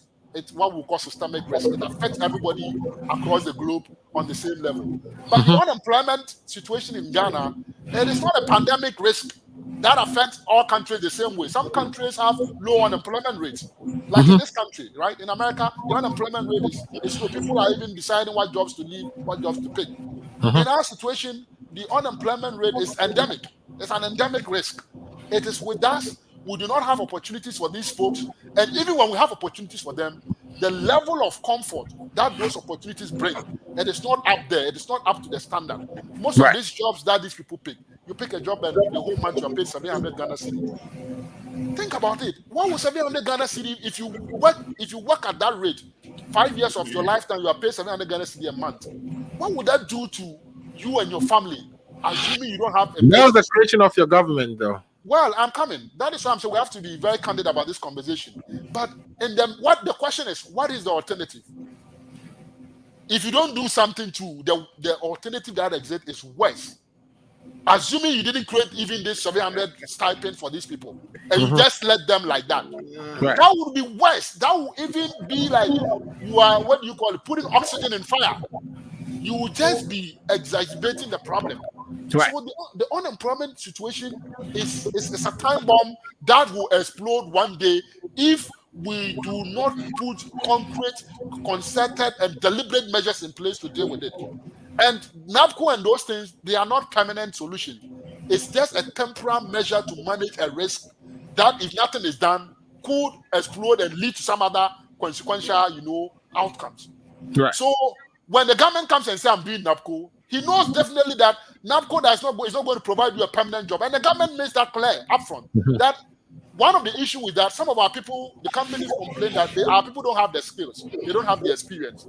So we are solving that one-dimensional problem. It is not just that is not just the only issue. It is just one-dimensional problem. There are other dimensions that government effort has not looked at. One of the dimensional problem is that we are using this vehicle to provide skills development and that experience for people for which reason that has been used against them and they've not been able to get into the workforce.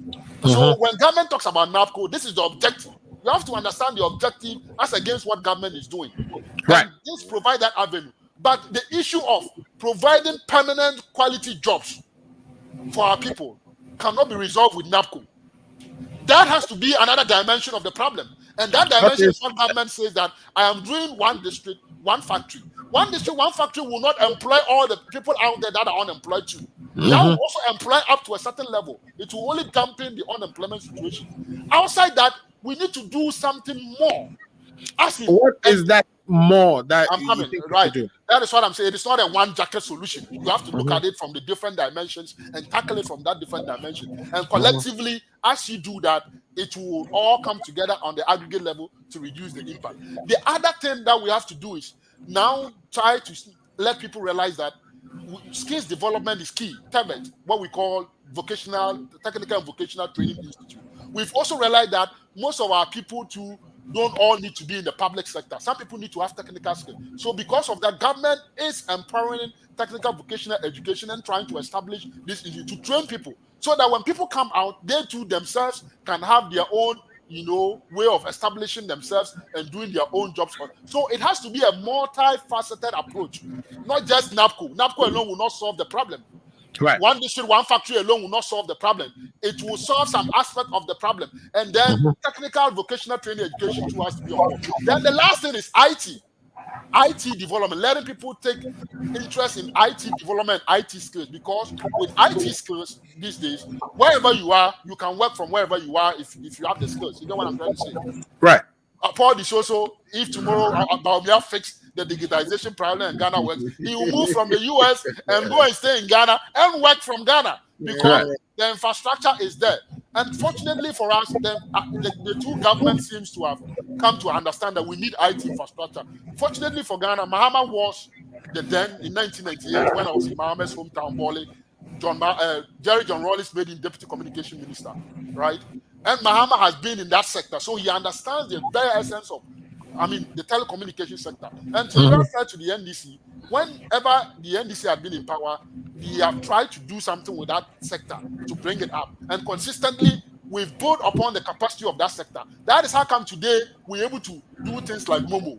We're able to do things like transfer. So collectively, we need to build that sector up, because that sector has a lot of potentials to create jobs and to create opportunities within the economy. And so when Baumia comes and says that let's do digitization, you should not be against that, because if for anything at all, your flag bearer was involved in that sector and they've done some good job to begin with before even the MPP came on board to add on top of that. So you should be supporting that cause, because eventually that will create a lot of opportunities for people, and people can get jobs. And you body also, like the way you love Ghana and you love the NDC, you can be working for the NDC in Ghana, enhancing their capacity, whilst working for a company here in the United States. And we can make better use of your talent.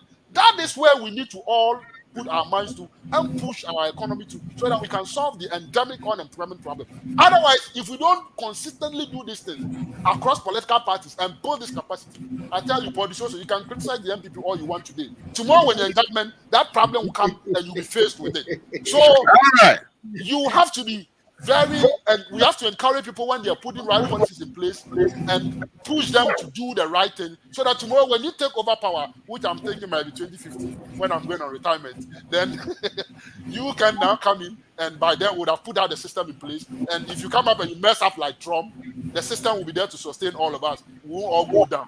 You see what I'm trying to say? That is the system. Right. Lifetime Legacy says, for once, an MPP man has been truthful in terms of saying John Mahama recognizes the value of. This is the truth. Why should I know the history of that communication, because I know I was in Bali when John Mahama was nominated as deputy commissioner, and I know what role when Omani Buama came. Even Eslo also had to take time to congratulate Omani Buama for some of the improvement that they have brought into that sector. Consistently, we have to build on that, because eventually the people that get employed in Ghana, some will be MPP, some will be NDC. They are Ghanaians. Right. That is how politicians we have to think. Not always coming out and condemning people, even when they are doing the right things. And we know that is where our future lies. It will help all of us. So politicians, I implore you this evening to speak the truth and stop this propaganda. Okay. On that note, let's go. I've read all the submission that my friend Daniel made this afternoon. Okay. Yep. Apart from the one that he before you jump in, Paul, let me recognize Dr. Ato coming out for joining the conversation. Dr. Ato is come to. They've called for backup. Dr. Ato is come to back him up, so I don't have a problem. I have a problem. Welcome to the show, Dr. Ato. We'll be having fun with. You see, Dr. Ato is come to back him up because he's gasping for breath. So no problem. See, all the submission that my good brother Daniel made this afternoon, apart from the Mahama one that he acknowledged that Mahama has done a lot in the communication sector. All the rest of the submission he made this afternoon are Jubilee House fake propaganda. Jubilee House fake propaganda. And I repeat it again. You know what, Alfred? My mother told me when I was growing up that when your mother is dead, and we are telling that your mother is dead, and you come and shout, no, my mother is not dead. She's sleeping. That dead body, it will get to a time that it's going to get rotten. It's going to get rotten.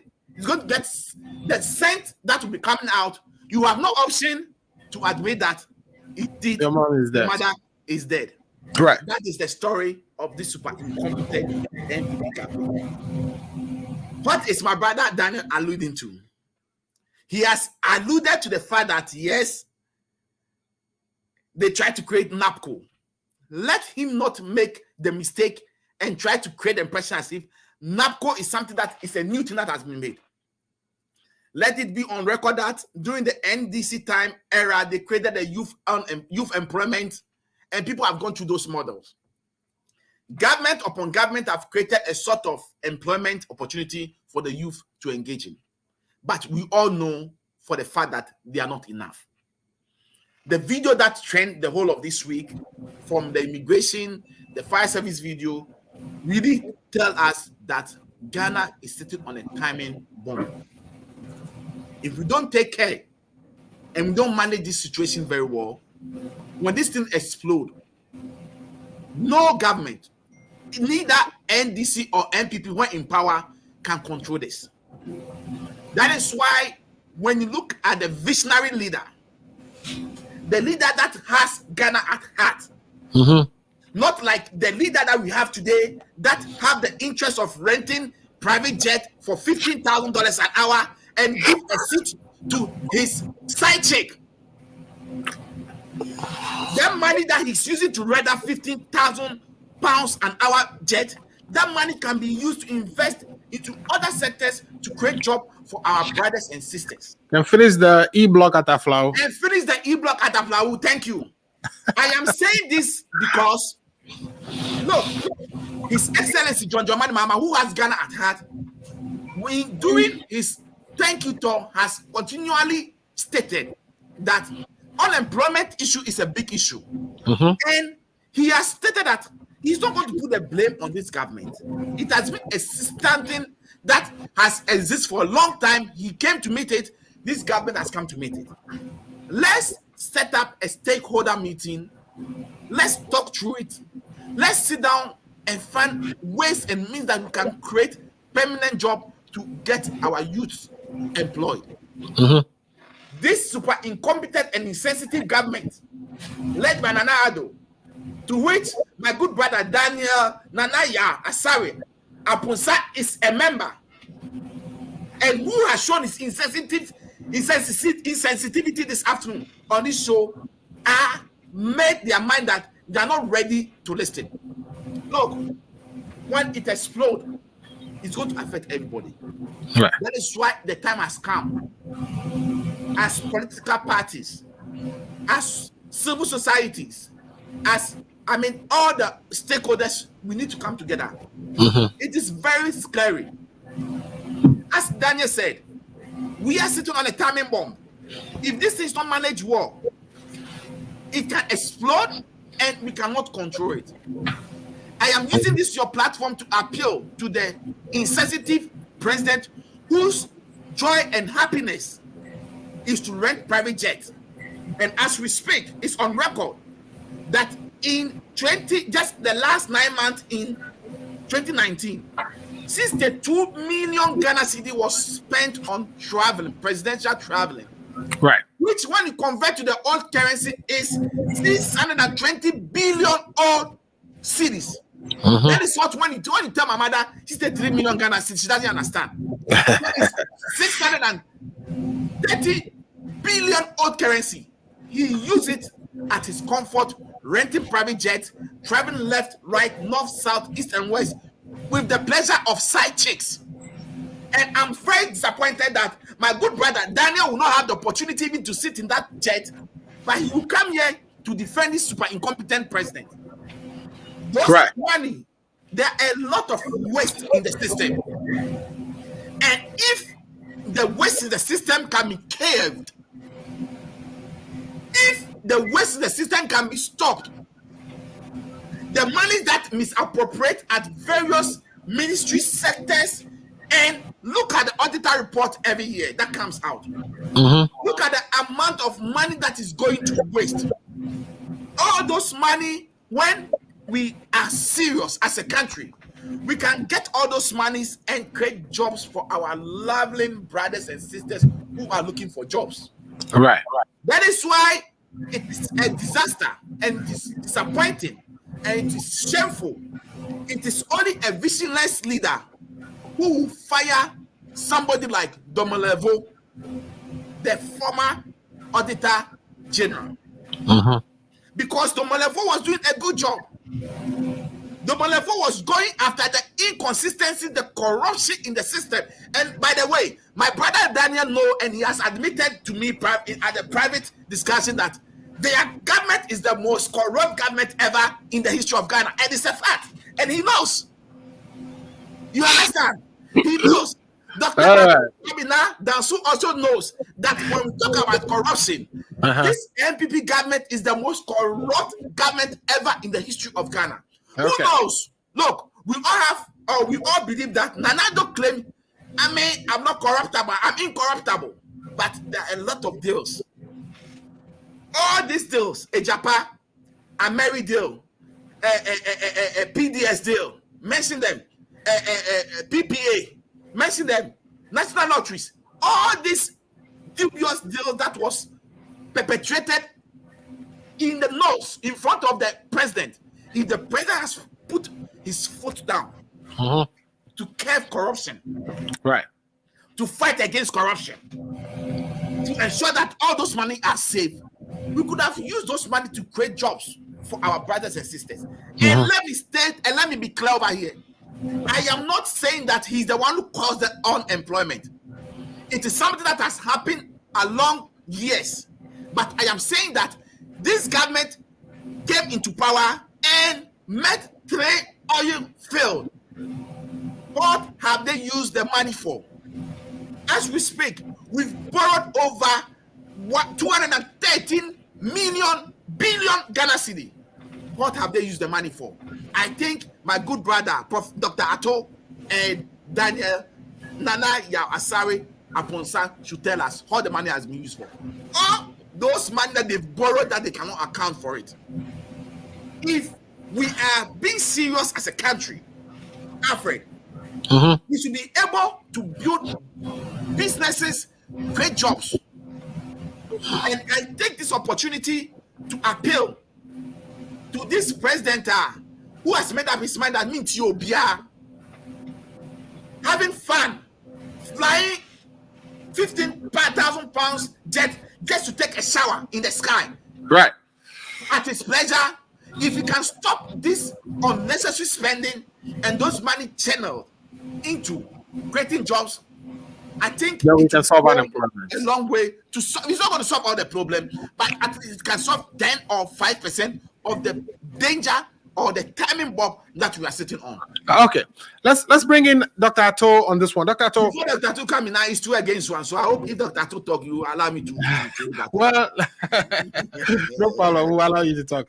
Dr. Atto, so I mean, we've seen the videos all the time where people are just in line, and it's thousands and thousands of people each time there's the least opportunity for unemployment in Ghana, and we all know that may be one of the reasons we all left Ghana to the United States.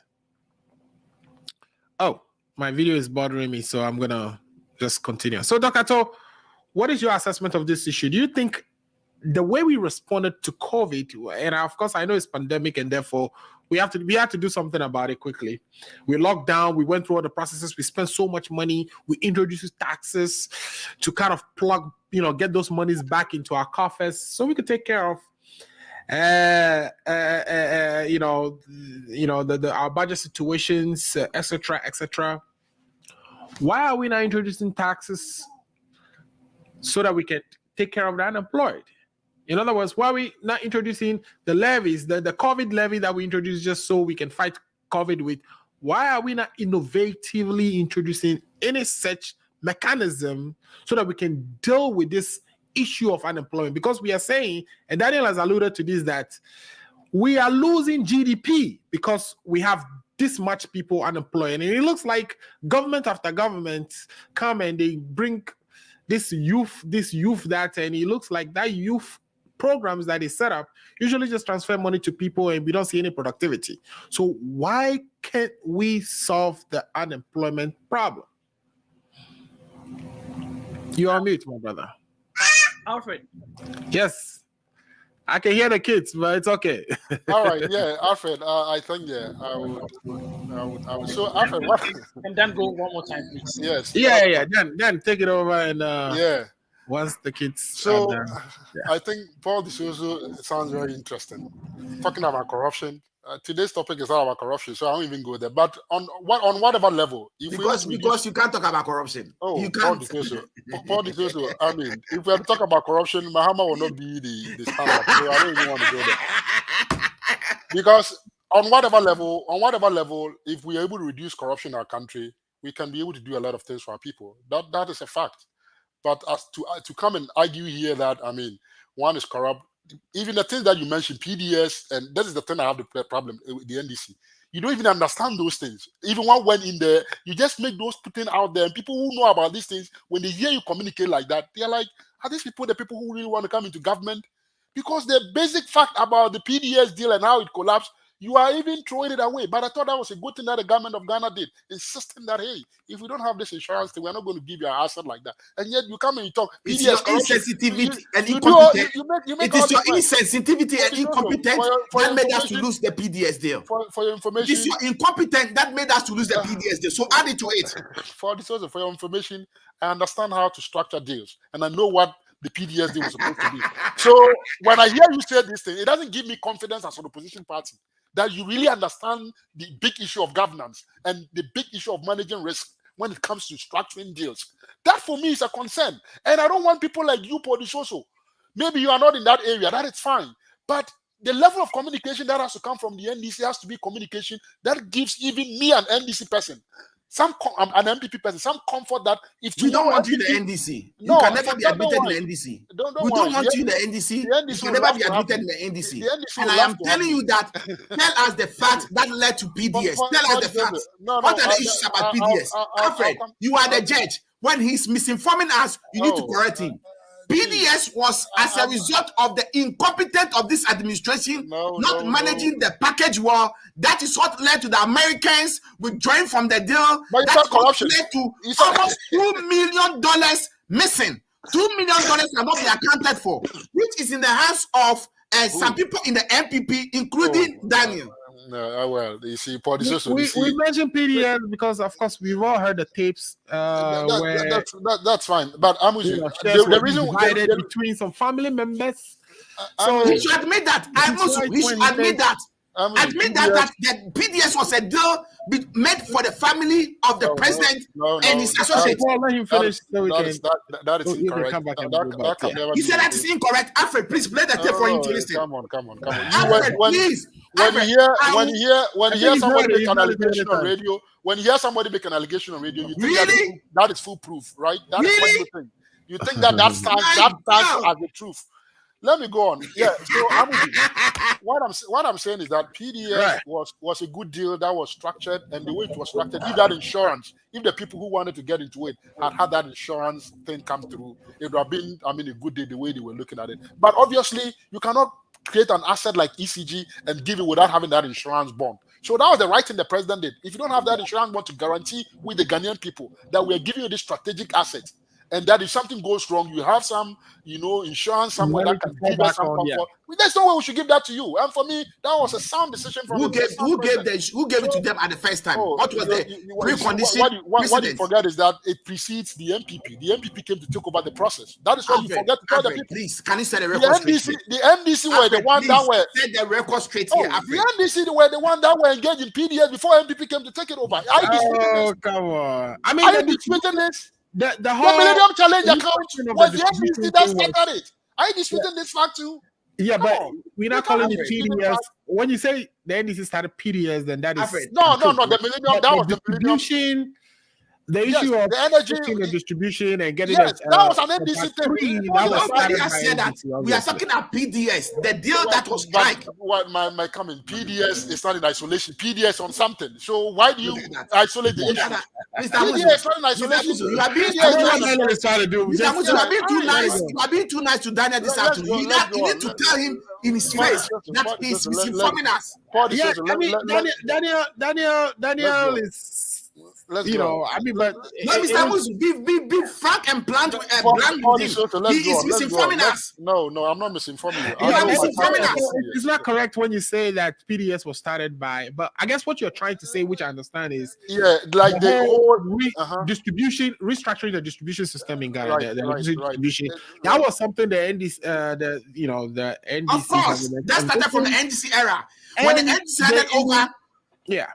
When the NDC handed over and gave it to these super incompetent people, they went around and did this reselection again, went through the whole process again on their own terms and conditions. Right. So don't worry, that's fine. So you agree. So you see, that's what you should admit this. I have no problem admitting this. That's not a problem. Okay, you try to lie to us. No, I want you to admit that you tried to lie to us. It's not a lie. It's not a lie. Atu is here. I hope the wifey is back and so you're able to step out. Yes. Okay, great. Okay, so these guys stole your thunder and they are saying all kinds of things on your stage. Dr. Ato, please set the record straight on PDS. Dr. Ato, please, I know you are at times very, very balanced. Set the record straight on PDS. My brother Dan is telling that there was nothing like corruption in PDS. Please set the record straight to him on this PDS deal, please. I beg you. Okay, before I start, I want to first apologize for one being late and one with the interruptions with myself. Oh, it's okay. You're dealing with family, so that's fine. Yeah. Sorry about that. I mean, I was going to ask you for a question about Japan, if you truly understand what Japan meant. But now you're putting a question on me. Do you really understand what it means? He doesn't know, just like PDS. He doesn't know what it's. Yes, exactly. So that's my answer to his question. He doesn't know. The Japan deal. What do you mean he doesn't know about Japan? Nanado, Ken Oforiatta and the family members are trying to amass Ghana's gold reserve. How? To their interest. A Japan deal is a wrong deal for Ghana. It's not something that we should go into. Can you explain to me why it's a wrong deal? It's a wrong deal because of the shares that were going to be involved, how we are going to give out that gold concession for how many years? For 5 years, for $500 million, and you think it's a good deal for Ghana? No. Explain. Can you explain to me? I don't understand. No. I am telling you. I can do that. You want me to do it? I am telling you. That it's no. Alfred, don't do it. Alfred, don't do it. Bail him out. No, Alfred, don't do it.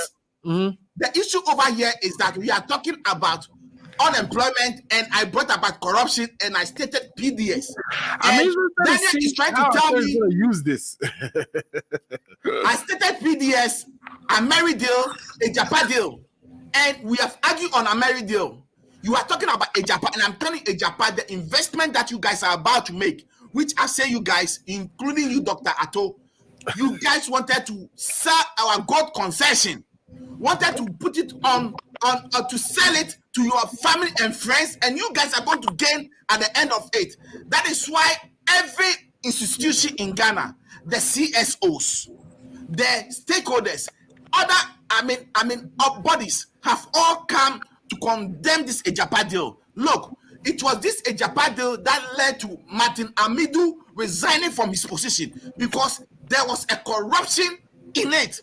That is why Ken Oforiatta went into the house of Martin Amidu on Sunday to go and beg him, and Martin Amidu refused, and the president asked Martin Amidu not to release the investigation that led to Martin Amidu resigning from his position. So it's a fact. When it comes to a Mary deal, you, this super incompetent government, you told the good people of Ghana that the NDC has inflated a Mary deal with over $150 million.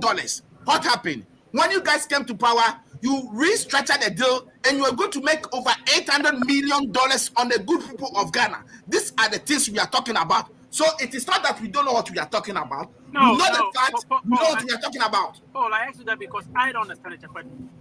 So if you ask me a question, I don't understand PDA. So I am limited. And I'm frank to you. Yeah, I've just told you what it is. I mean, it's not correct. It's not really. It's not correct. Don't take Paul serious. He doesn't know what he's talking about. Alfred, you see, I told you, Dr. I told you, Dr. Well, for me, my understanding of the Japan deal is that I have to leave, but Dr. Atto has come, and I'm enjoying this program. Sure. It's going to make me to stay here because I need to take off some family issues. But Dr. Atto is coming to play this chief today. We'll do another 15 minutes. We can do another 15 minutes and then bring it to a wrap. If I has run away and has sent Dr. Atto and Daniel to come and fight for him. Unfortunately, they lost the fight today again. So please report back to your boss. No, Paul, we are not fighting. We are bringing up ideas. It's not a fight. We are discussing the issue. So just calm down. Okay, so I wouldn't want to take away from your submission. So just go ahead and contribute. Yeah. Yesterday, I was thinking about how we have so many resources in Ghana, but we are unable to one, make use of resources or create jobs. Let's think about it. We have gold, we have oil, we have bauxite, we have cocoa, but then we still have like anytime you see the situation on TV, how although they know they want X amount of people, they sell Y amount of application forms for people to come. Right. I mean, it's sad, and it's not just with the MPP government. It's like from time immemorial, like you see people, I mean, struggling to get jobs. Although they have certificates to be able to be employed, and even right now the situation will get worse because we have with the free SHS, we have more people coming out of for SHS. So, Alfred, it's a really difficult situation that we have in Ghana. But I don't agree that we have to come up with stakeholder situations. I mean, as a government, we should be able to. I mean, we are being voted for to come up with some of these ideas. So I don't think that the government should just come up with a stakeholder. No, the government should have people. I mean, in Ghana, we have people who are able to think through and come up with ideas. And I am disappointed that as of right now, I'll give you some of those. I'll give you some of the things that are needed to bring us to a certain point. But when you finish, I'll just give you some comparison. That way you understand the system. That's why people make mistakes. You see, if we don't solve the issue from the system issue, hey, tomorrow you can change many government. They will come and there will be nothing to build on. Yeah, but then I can agree with you. But that's why the NPP government was voted in power. It's not about telling us what is the solution is just fix it. Right. Fix it. I'll explain to you how that fixes. I mean, when we had the energy sector debt issues, we introduced ESLA to fix that for a couple of years. COVID came, we introduced a COVID levy. Yes. But this issue has been with us for a very long time. And it's like nobody's making that considered effort, like deliberate effort to deal with it comprehensively. There's an effort with this. I see that the government is employing some people, but I'm actually disappointed in regards to the commercial sugar factory. This government cannot tell me that after 5 years, I mean, you can't grow sugar cane. That excuse is very flimsy. I mean, I'm disappointed at the minister for what's his name, Alan Chairman, in this regard. You cannot tell me that you would create or build a new factory. Meanwhile, we have the Commander Sugar factory laying fallow for 5 years. You cannot tell me that Muhammad did not think about it. What are you doing about it? So that means that you can just have a factory just like that. So these are some of the things that we should be thinking about. As a healthcare professional, I know that the government is at least trying. I mean, we educate so many people. Right now, I know I have friends in Barbados because there are no jobs in Ghana. I have friends in Barbados working as nurses. Mm-hmm. Yes. You know, yes, the government of Ghana sent friends to Barbados to work. So you think that even in the natural resources sector, you think that out of that we can create so many jobs. But government comes, government goes. We are unable to create. It's very sad. And then we just like a 1D 1F. Right. It becomes like a mantra, a slogan where people just go to you and you come to home and you're unable to do it. It's difficult. Like I said, think about the white man being in Africa and seeing all these resources. You think he'll not create jobs for people? Right. It's not happy. So you don't really know what the government's interest is. But you know that once you create jobs, people get jobs, they're good for you.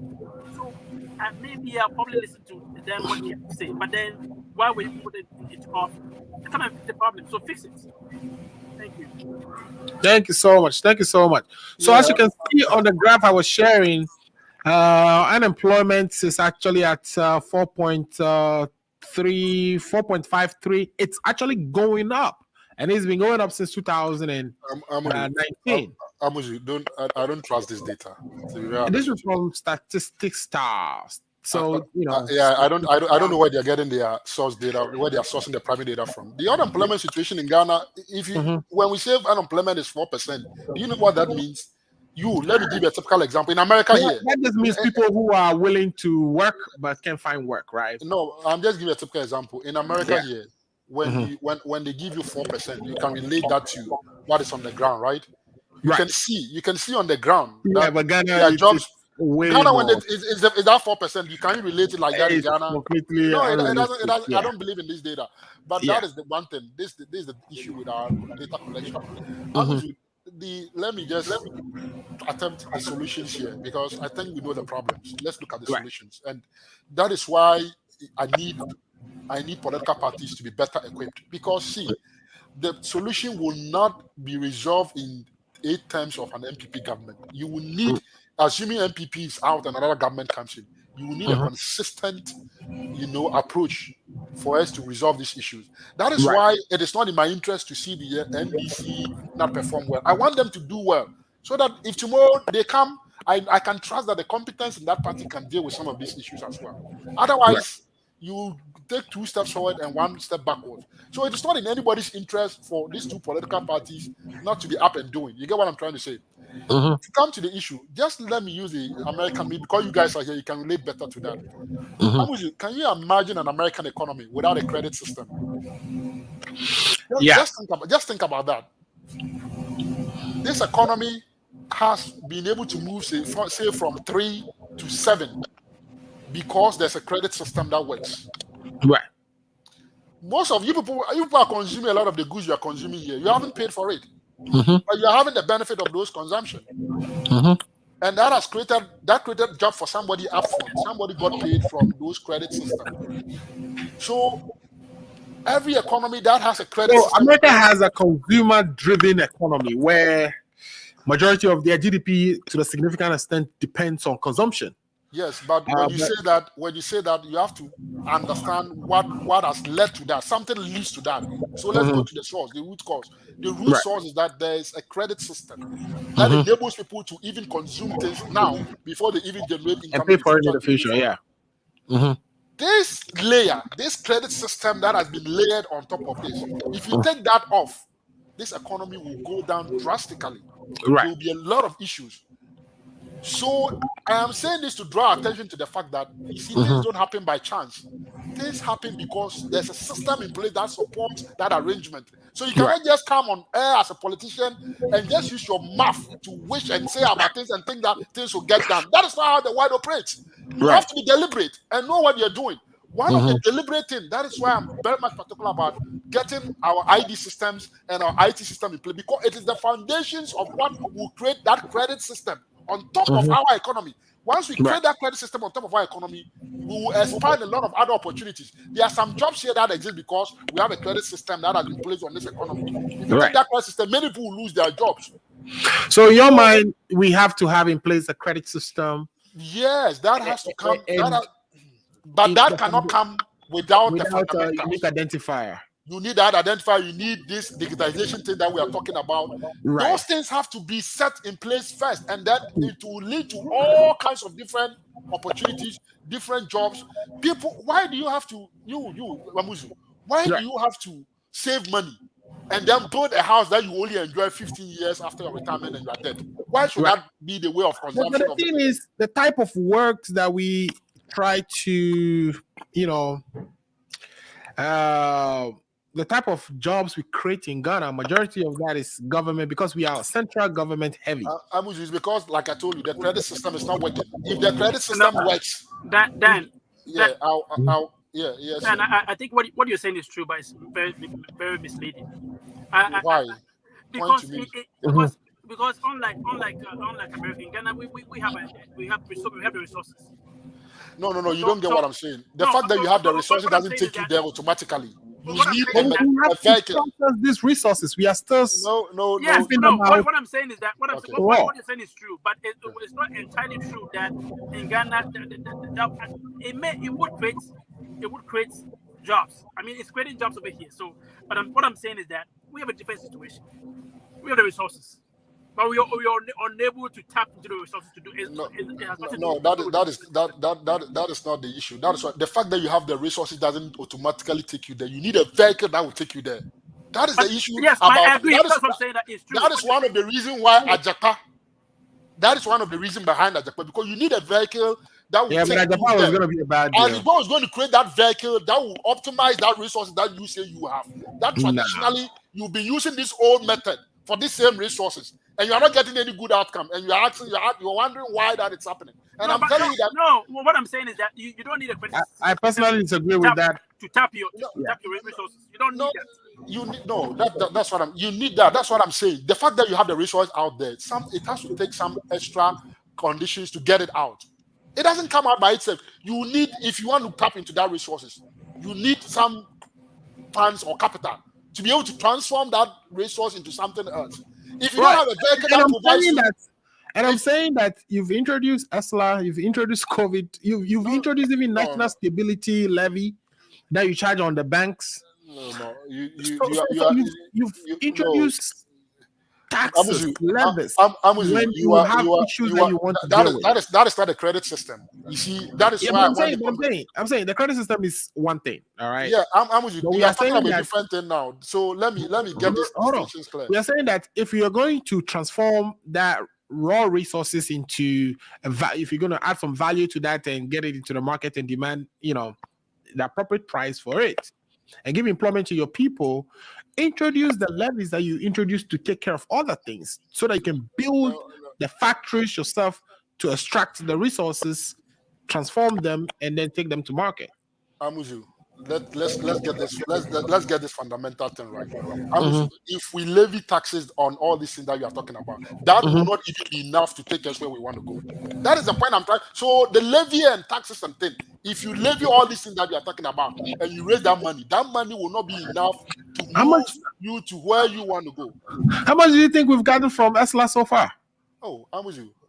You think that ESLA is big money than the monies we've borrowed so far, like the Eurobond? You think ESLA is not, but the Japan deal was only going to give us 500 million, right? So you see, that's what I'm saying. In the bucket, in the scheme of things, that money will not alone do the trick. You need to be innovative about some other things. That is the point I'm trying to draw attention to. That 500 that we haven't gotten from Japan, we could have gotten it from some levy. That's what I'm saying. Yeah, but go ahead. I don't want to. Yes. So what I'm saying is that those are not credit systems. Those are government taxing authority using the taxes to allocate and get resources to do something. What I'm speaking is has to go beyond government. When you create that system, it is not going to be dependent on government. People's innovation, people's ingenuity about how to use that mechanism to transform these resources that my brother is talking about will start to play out. Because they can see the opportunity on the credit side to get the money to transform those resources.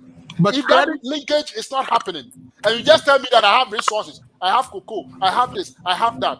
But the credit you are speaking of, the credit system you are speaking of, it's only relevant to the citizens, the individuals, regular person who's trying to buy anything. If you're a bank and you are interested, or if you're a business and you are interested in, going for credit, to establish a company that extracts and processes a factory or whatever, processes resources now, those credits should be available. We even started with a development bank. We had development bank with us for a very long time. And this bank will give you the credit you want. Though you may not like the rates, but you can, as a business, get credit to do whatever it is you want to do. But it's the individuals that are unable to get credit to consume. But what we are saying is not that if we transform our goods, that the citizens of Ghana will buy those goods. This is to target the international market, who perhaps have been patronizing goods from us for a very long time. I'm with you. Like I'm saying that we are not the issue that we are talking about. It's not it's not one-dimensional issue. That is what you need to understand. So sometimes you might bring up an issue that is solving one aspect of a problem, but it is there are so many dimensions to the issue that we are looking at. So just looking at one dimension and thinking that solves the other dimension doesn't cut for it. And that is an issue sometimes I try to bring to the attention of all of us, that yes, you might be raising a particular issue, but understand what dimension of the problem is that solution helping us solve. If you can trace the solution or the problem that dimension we are trying to solve, then you can understand that, okay, there's another dimension somewhere that needs to be catered for, and you might need another different strategy or system to deal with that. And these are multifaceted dimensions that we are talking about. So you cannot just be a government and just be focused on one thing. You have to try and build that collective and deal with these dimensions collectively on the aggregate, and then they'll form that system. That is why we call it a system. A system is not just one thing. It is the interaction of interrelated things working together to achieve a certain objective. You know what I'm trying to say? I do. So I'm telling you that the resources that you speak about, this country, let me tell you, and I'm going to give you this information, maybe that will help. There is a mechanism by which people are able to collect monies upfront to build the mortgages that you live in. It is not because government is there building mortgages for people. Even though government is in that sector, there are private individuals that have a credit mechanism that be able to source money from private investors upfront to build the mortgages that you see. That today you able to go out there and get mortgage credit. Mostly the banks are involved in that space, yeah. Right, and that mechanism, it's privately being led by private.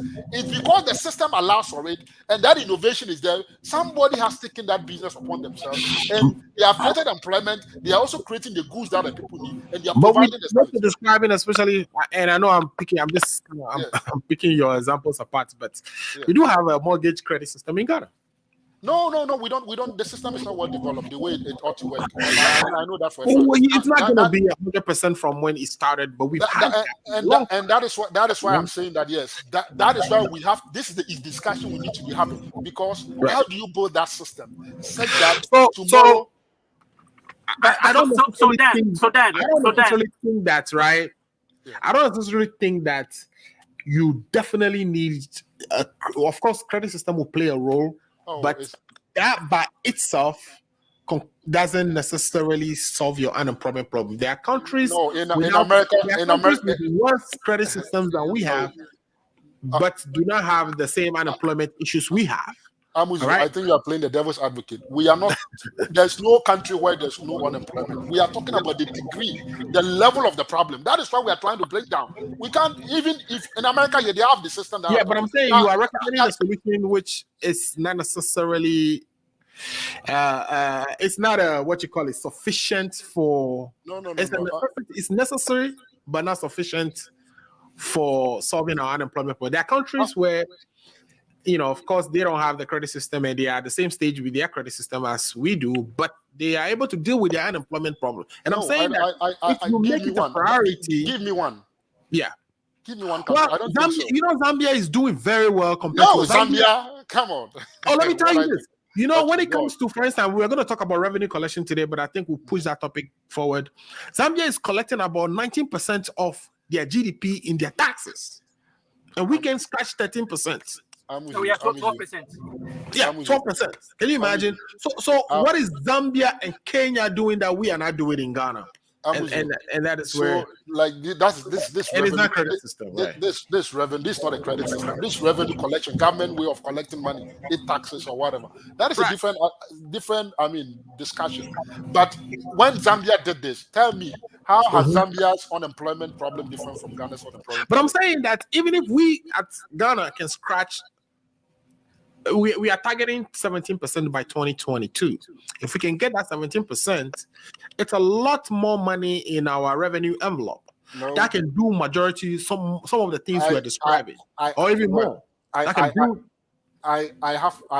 you're saying, I have my doubt that even if we collect 25%, if we to make 25% of our GDP, that alone will be enough to deploy to build the system that I'm talking about. I don't think so.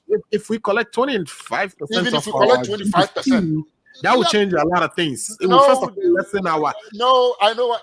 See, because one of the things, the credit thing you are talking about, one of the things that we know for sure is that the government crowd out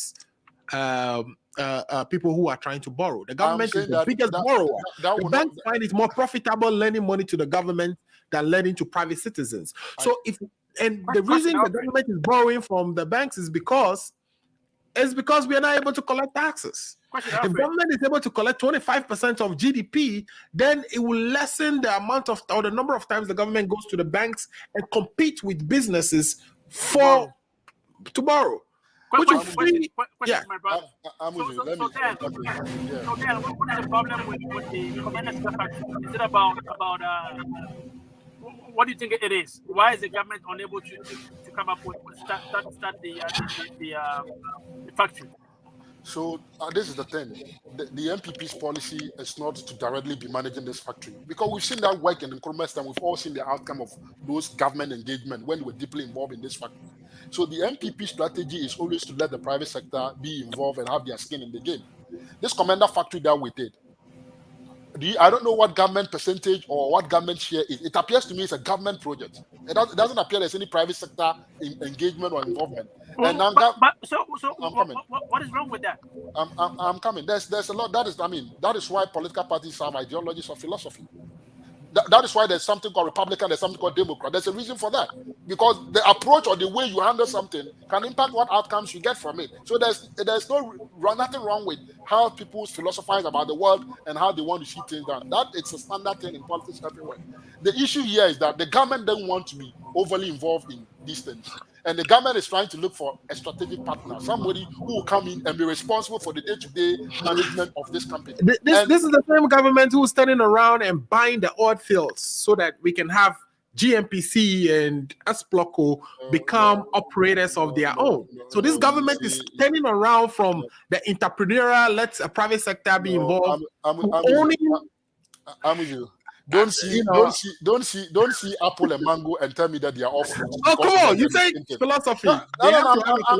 I'm coming. And the philosophy is to have private sector participation. I'm talking about fruit. Around from that when it comes to the oil sector. I'm with you. I say I love fruits, but then you see mango and oranges and you tell me that they are all fruits, so I should love all of them the same way. No, let's look at what I'm talking about. Let's be specific about the issue that I'm discussing. Otherwise, we'll mix the issue. What I'm saying is that when you talk about oil field, how many people, how many oil factories, and how many do you know the capital intensiveness of oil fields? So the structure of even the business that they are going into could dictate the economics of what needs to be done in that area. So let's concentrate on the Commander Sugar Factory. If you want us to talk about the oil dynamics and why the government thinks that he needs to be involved there, we can talk about that, and then you can challenge. I thought your philosophy would apply across the board. That's no, why the fact that you have the fact that you have philosophy doesn't mean that you don't subject it to economic, what do you call it, sound principles. That is here's a sound principle where the government already started a factory, built it. All they needed. There's a history here. There's a history. All they needed was the raw materials. There's a history here. Government of Ghana inherited this issue from the previous government. You cannot come and say because it is the NDC. The NDC represented the people of Ghana, right? Whatever they did it in the name of the people of Ghana. That's right. So at this point, the Commander Sugar Factory stands in the name of the people of Ghana, and whichever government comes in will inherit that in the name of the people of Ghana. But then that government comes in and says, well, we need a strategic investor for this thing. The NDC couldn't get that investor. I'm still looking for the investor. Why is it that the thing doesn't make sense to a strategic investor, but it makes sense to government? Question: Do you only need an investor to make it successful? I think so. Why? Because see, government. We know our government. Let's not play ostrich here. Our governments are not good at managing businesses. But meanwhile, you have other projects in Ghana where government is managing. Well, no, government. That is why government is not good at managing businesses, but government wants to manage the oil business. Yeah. I mean, come on.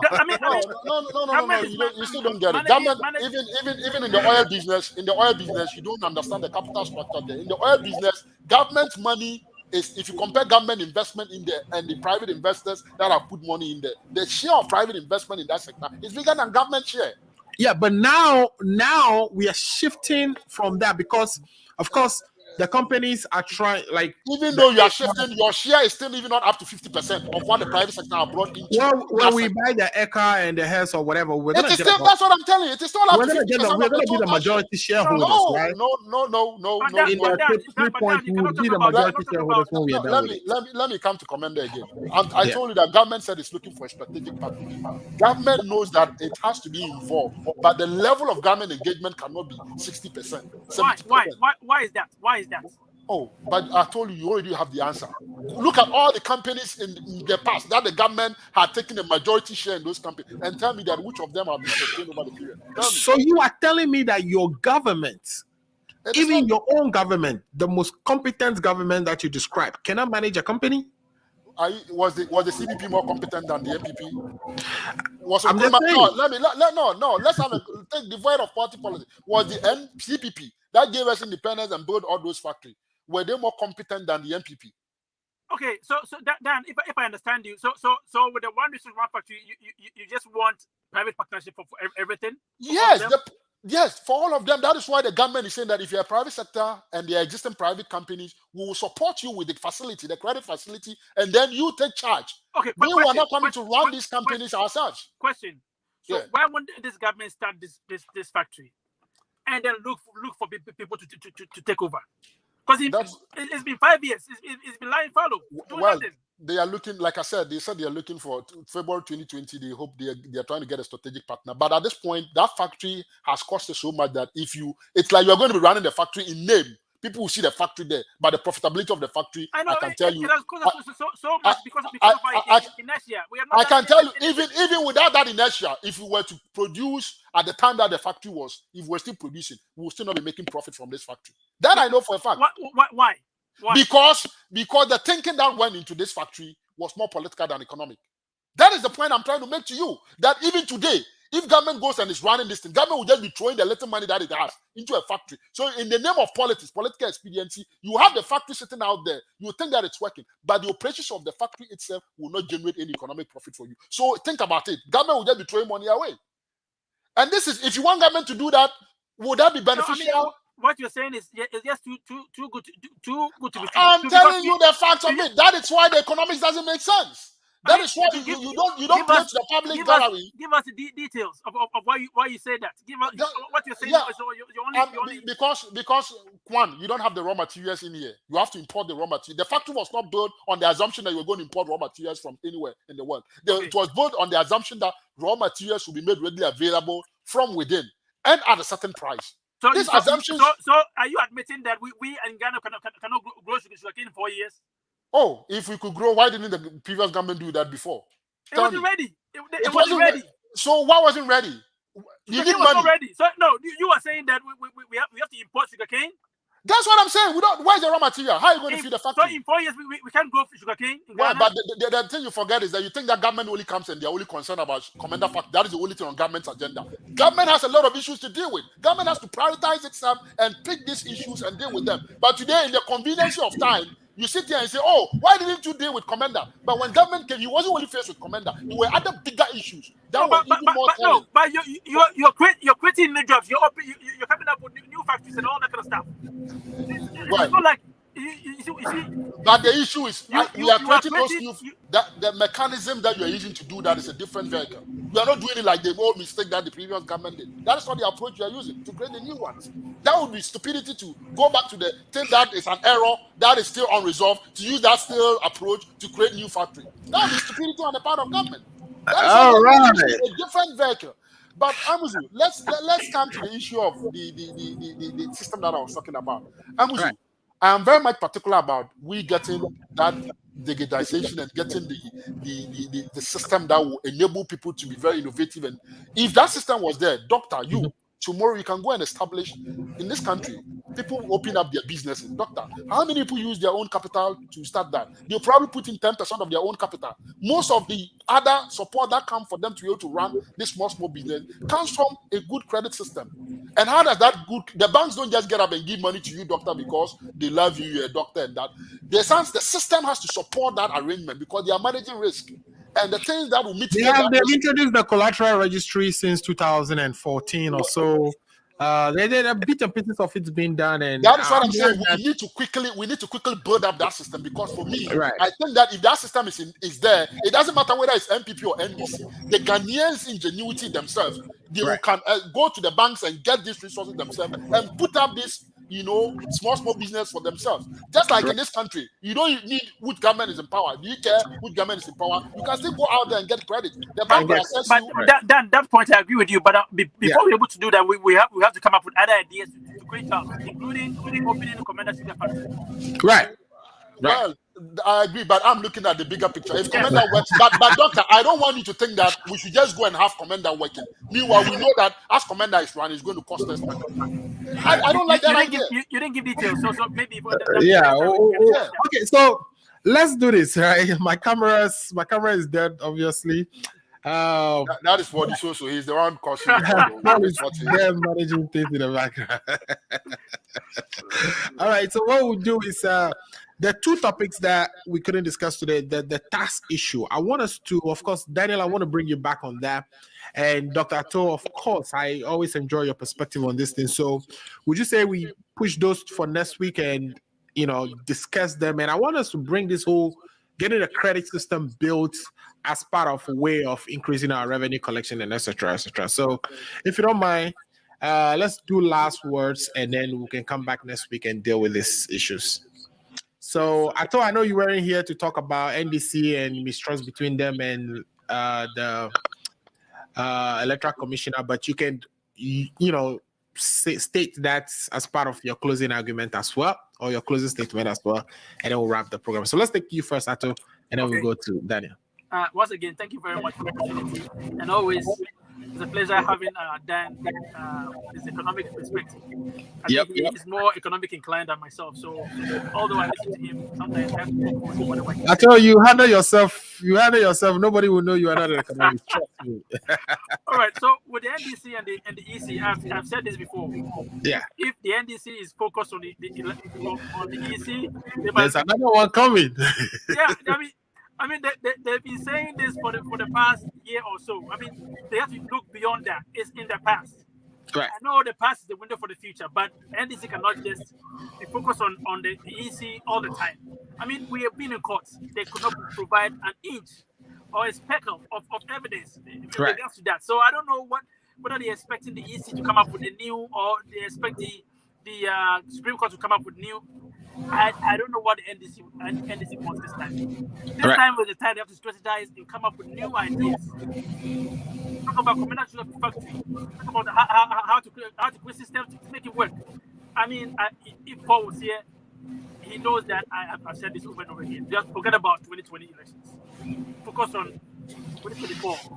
Whether it's Mahama, whether it's whoever, focus on that. I think that would help.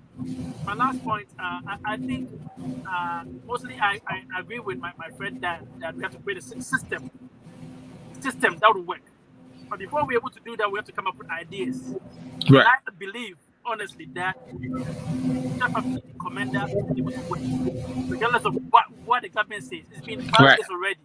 They've been in government. They said they will come to help. What is not coming? They also belong to the commander. So Right. I think we also have to have innovative ways to create jobs. We have gold, we have timber, we have cocoa, we have everything in our country. Government, they've voted into power. They have the power to do stuff for us. So they go ahead and do it. Fix the country. Thank you. Right. There you go. Fix the country. So on that note, we'll bring Daniel in. Daniel, it's I don't know how hard it is it to grow sugar canes, right? So that's for 5 years we couldn't figure it out, but I will leave that for a discussion for another day. Give us your last thoughts on the discussions today. Why is this unemployment thing continuing to plague us? And whether the NDC, I don't know, what do they need to do to improve their relationship with the EC? Because you can have this party who's likely to come back into power at some point, if not the next election, maybe another election. How would they even relate with an electoral commission that they have problems trusting? Because we need to have some trust in our electoral commission for our democracy to work. Yeah, I'm with you. I don't care if the NDC one, they should take everybody from the EC and bring Asedun Ketia and John Mahama, and we'll go to the next election. We will still beat them to it. You know why? You see, if you don't understand how this system works, and you just think that some individual sitting somewhere can change the votes of an election at Techiman. What happened in Techiman? Was the EC boss there? Right. Did the EC boss change anything there? Yeah, but they are saying that there are so many systematic that's efforts what from the I'm electoral saying. commission that kind of made it tough for them. For instance, let them introduction of waste- original let them coalition waste their energy. centers, I'm not with you. including a spot on Alfred, the in court, they could I'm not with even you. provide any I'm with you. evidence. Right. I'm with you. I've told my MPP folks that I would like that they share a system of collecting our results with the NDC. Right. Because I want the NDC to have a system that they are very confident about to collect their own result. So that when they lose, they can be convinced by themselves, even before we tell them they've lost. They can be convinced by themselves that they've lost. And I can tell you, Amuzu, going forward, the NDC will never get election result where you are going to get 51. They've never had it since Rawlings. Rawlings was a special kind of presidential candidate in the history of the NDC. And we know where he came from. Any candidate that have come after Rawlings in the NDC have never crossed 51%. Right. Why? This is NDC, the party that lived before even the MPP came to be what it is today. The party that Rawlings, nurtured before Mills and John Mahama came on board. How come that any candidate after J.J. Rawlings have never crossed 51%? Even when the NDC themselves had held election, had changed the voters register. You think that data means nothing? If you are somebody who understands data and read trends and understand how things work, that data means nothing. And this is not the MPP that created these things. So these things were supervised by the NDC, and the MPP was able to get those numbers. And today, when Bosman and Co came and they created the system, did the MPP get less than 48% or 49%? The MPP still crossed that 51%. So it tells you that in the system, the MPP numbers have proven to be stabilized, have proven to be stable and solid. The NDC, they need to rethink about their party. I think they are losing grounds. They probably don't know. If they look at the data and they look at the trend, and they even look at whichever EC boss was in office, when they had their own, they were still losing ground. I mean, the EC bosses are not parties. They don't belong to. No, I'm just adding that on top. I know, but the NDC want us to believe. The NDC want us to believe that whichever EC is there determines the result. I think NDC would disagree too, because they'll tell you that they've actually increased. I mean, of course, 2016 was bad for them. They had like a 1.2 that is a myopic votes.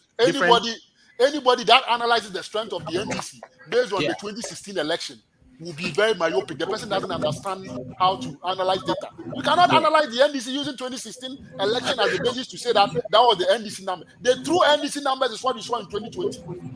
That for me is the true NDC numbers. On what basis would you say that? Well, next time you call me, I'll analyze it and provide that for the NDC, because they themselves don't know this. They themselves don't know this. They are just deceiving themselves.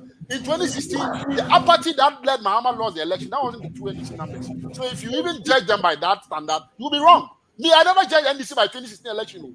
2020 election and the numbers that they got, I've told my NPP people. But the 2020 election is what they are saying, that you've printed the electoral commission printed more than 1 million. Can I say so many other things happen. So how can you use that number? Even when we didn't print that and they had power, we won elections. Let's bring in Paul for his last word. You see, Daniel just have shown that he doesn't understand what we are discussing this afternoon. He continued to misinform, distort, and try to, throw dust into our eyes this evening. Right. The fact are that as we speak, okay, nobody in Ghana, in West Africa, in the whole world, know the valid vote cast in the 2020 election. The EC, the super incompetent EC, came out with 5 different figures. And the Supreme Court also added a 6th figure. Now, we have 6 different figures, and I have consistently asked Dr. Atto on this show. He's never been able to tell me which of the figures is right.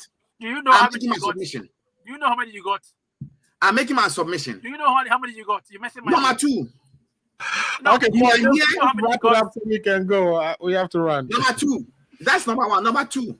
All right. We are here, and super incompetent Bossman Asare set his own question, and he tried to answer them, and even when answering them, he got the answers wrong. Number 3, we've come, and this evening, my good friend Daniel has shown that he's insensitive to the plight and to the family who lost their life, the 8 people who lost their life, saying that when you go to election and there is misunderstanding, he has addressed on this show that military people should shoot and kill. And this statement is going to wait for him. The time that they will kill his family members, when he's running for president, we'll play it against him, right? Exactly. I'll play it against him. Number 4, we spoke and we're talking about unemployment and the danger it poses.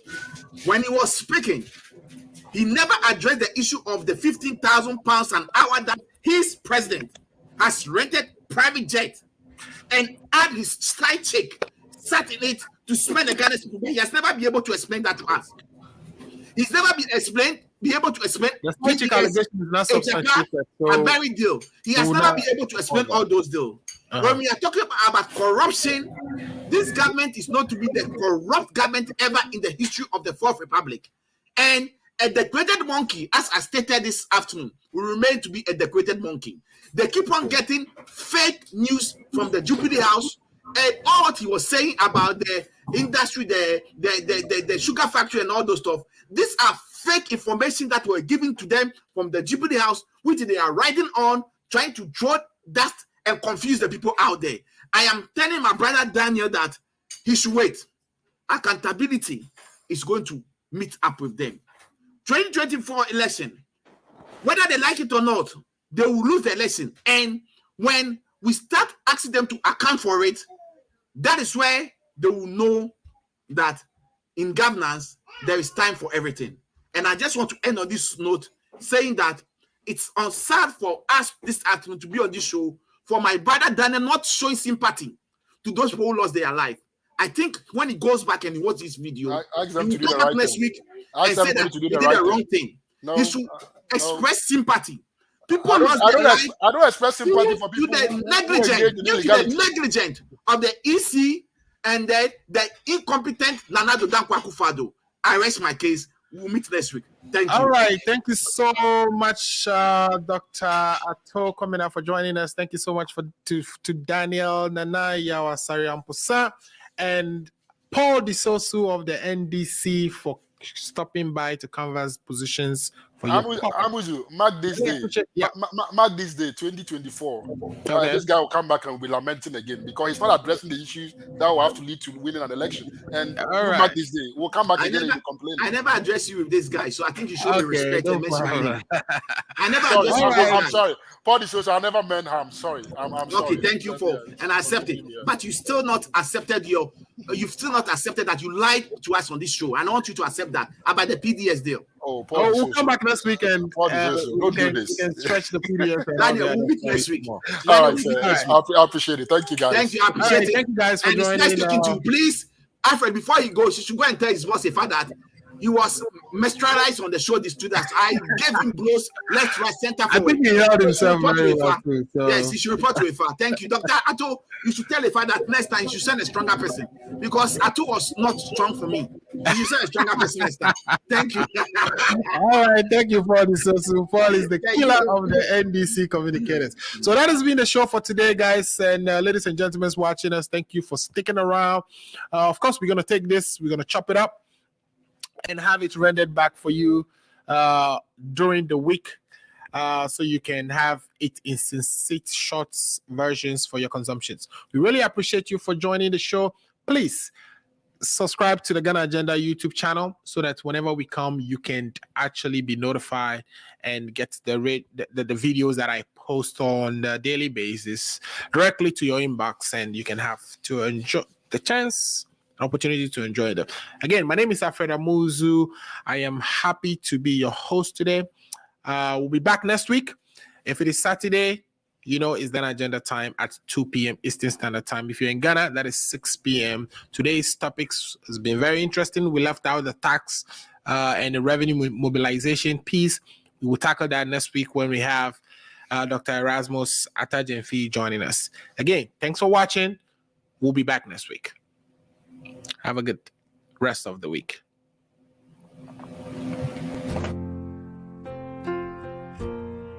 Hi, I am Sewami here. Did you